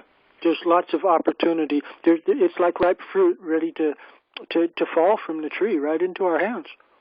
Yeah, so instead of trying to, get everybody on, Lewis, I can't get him on board because he's got his reservation, so what the hell, I'll just do it myself over here. Well, Lewis is making progress compared to some others. There's a lot of people that are really entrenched in a goofy direction. I understand his reservations. I understand his reservations. Huh? I understand his reservations. Yeah, I think with time and because when I started explaining from a different angle about discharging debts, he was on board with that. That's the first time I heard him get on board with a similar idea to that. We're making progress here, Abraham. Yeah, I need some touchdowns. Definitely. Yeah. And it looks like it's just you, me, and Nikki on the system here.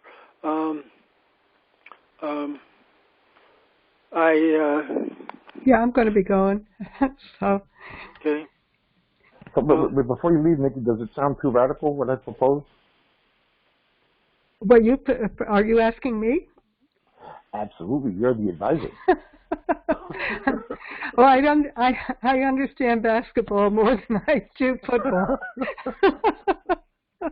But I do understand, the game plays. And yes, we do need to be able to sharpen our game. And, the game is played in many different ways and depending on the courthouse. And remember, I'm here in Lackawanna County, a home base for Joe Biden. He come from Scranton. Scranton is where the courthouse is. And my grandfather was a stockholder in the Simpson State Bank, which was taken over in 1937 actually, right after the New Deal, and they came and raided the store and the saloon that he had here on the property.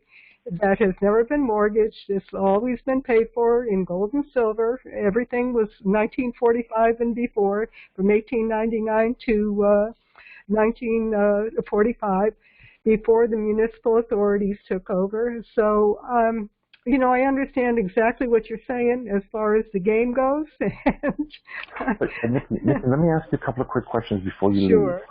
Because you've been around this thing that Charles has been speaking about, and you understand a lot of the elements, perhaps not to the greater degree that you would like to, but you understand the elemental components. So let's say whatever it is you have to do out there, theoretically speaking, as an example, if you had 20 qualified electors that were on board and you had excellent rapport with, and they were committed to functioning as a coherent group out there where you're at, and you had like maybe 3 or 4 town constables and 1 or 2 justices of peace, and these guys are identified, they're wearing uniforms, and they all understand their roles perfectly, and you were the quarterback, and whatever it is you needed to do, if you had that force moving with you, wouldn't that make whatever you had to do with greater ease? Would you have greater options? Would you be able to create more effects in your favor if you had that team there available to you?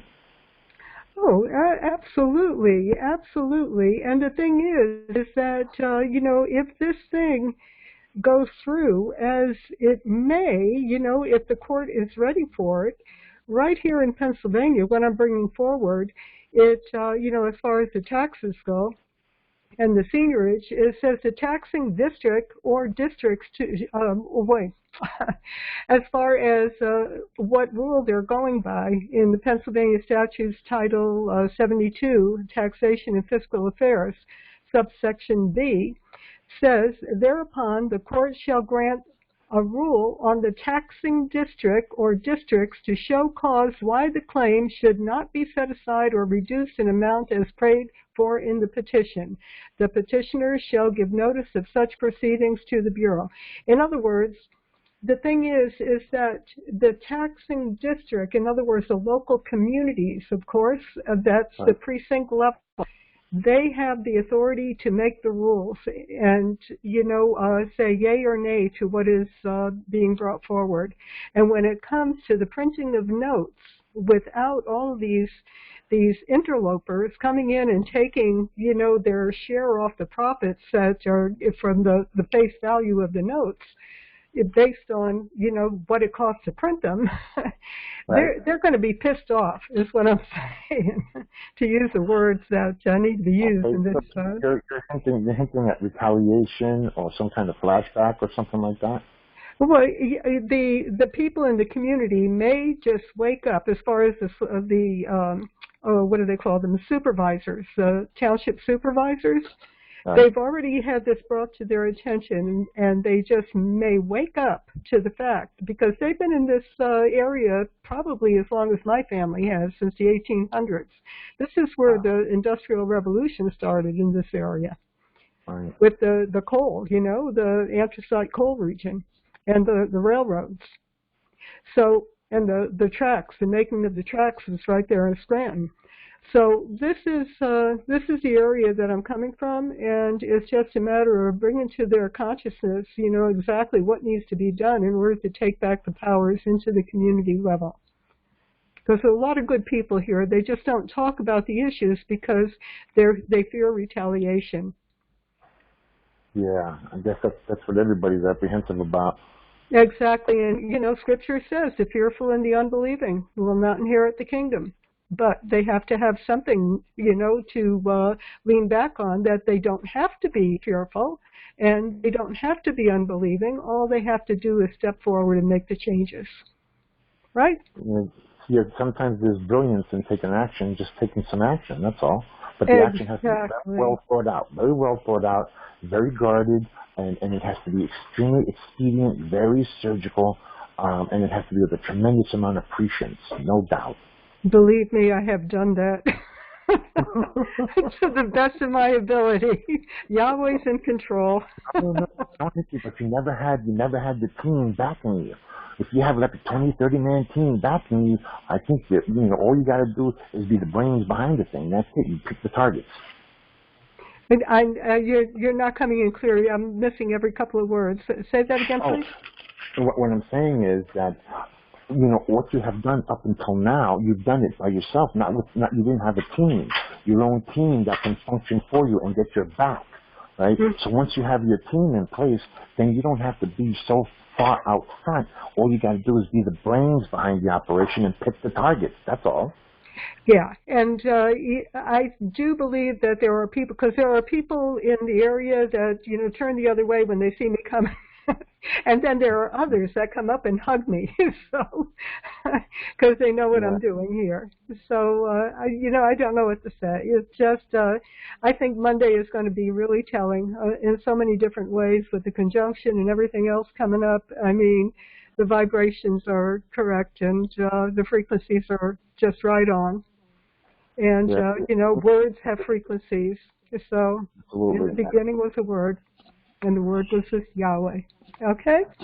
I agree. Anyway, with that, I yield, and I'm glad you're on the calls with us, Nikki. Thank you so much. And who's running for mayor there in Vegas?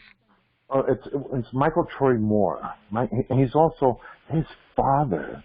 His father was a labor lawyer, worked right alongside Hoffa. Okay, so he knows the story of Hoffa.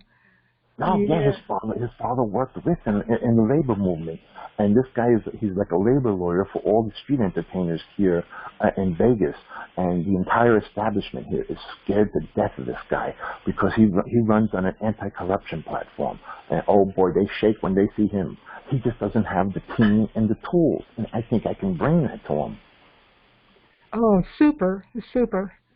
Yeah, a lot of good people in Vegas. It's got the best and the worst. And when I lived out there 10 years, I was out there and met the best of the best. Yes. Well, maybe some of those contacts can be fired up again. So a lot of them are dead, unfortunately. Well, maybe we can resurrect them. We can resurrect them. We just need the right magic. That's all. Well, did you happen to meet Chris Hansen out there in Henderson? Chris Hansen? No, I think I might have. I was in such transition.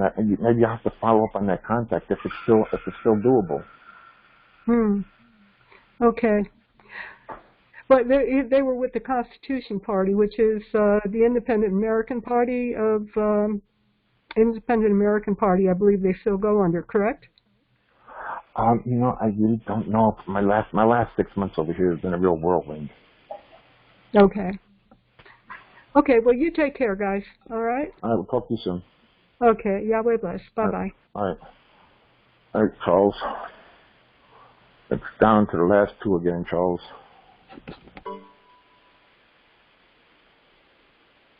Charles. Can you hear me? Yeah, now I can. All right, so hopefully I created some kind of a stir to put people on target, even if I got to be the target myself. Yeah. Michael is really, really pissed at Lewis. He's texting me. I don't understand why you allow that to ferment. You should be able to distract that and sidestep that a lot easier. If you use a little bit of kung fu, in your mannerisms, you'd be able to avert that shit quickly. I think it needs to get at least to a point of full expression, so we're on the downhill afterwards, and then cut it short. I'm gonna put that on your tombstone. You keep saying that.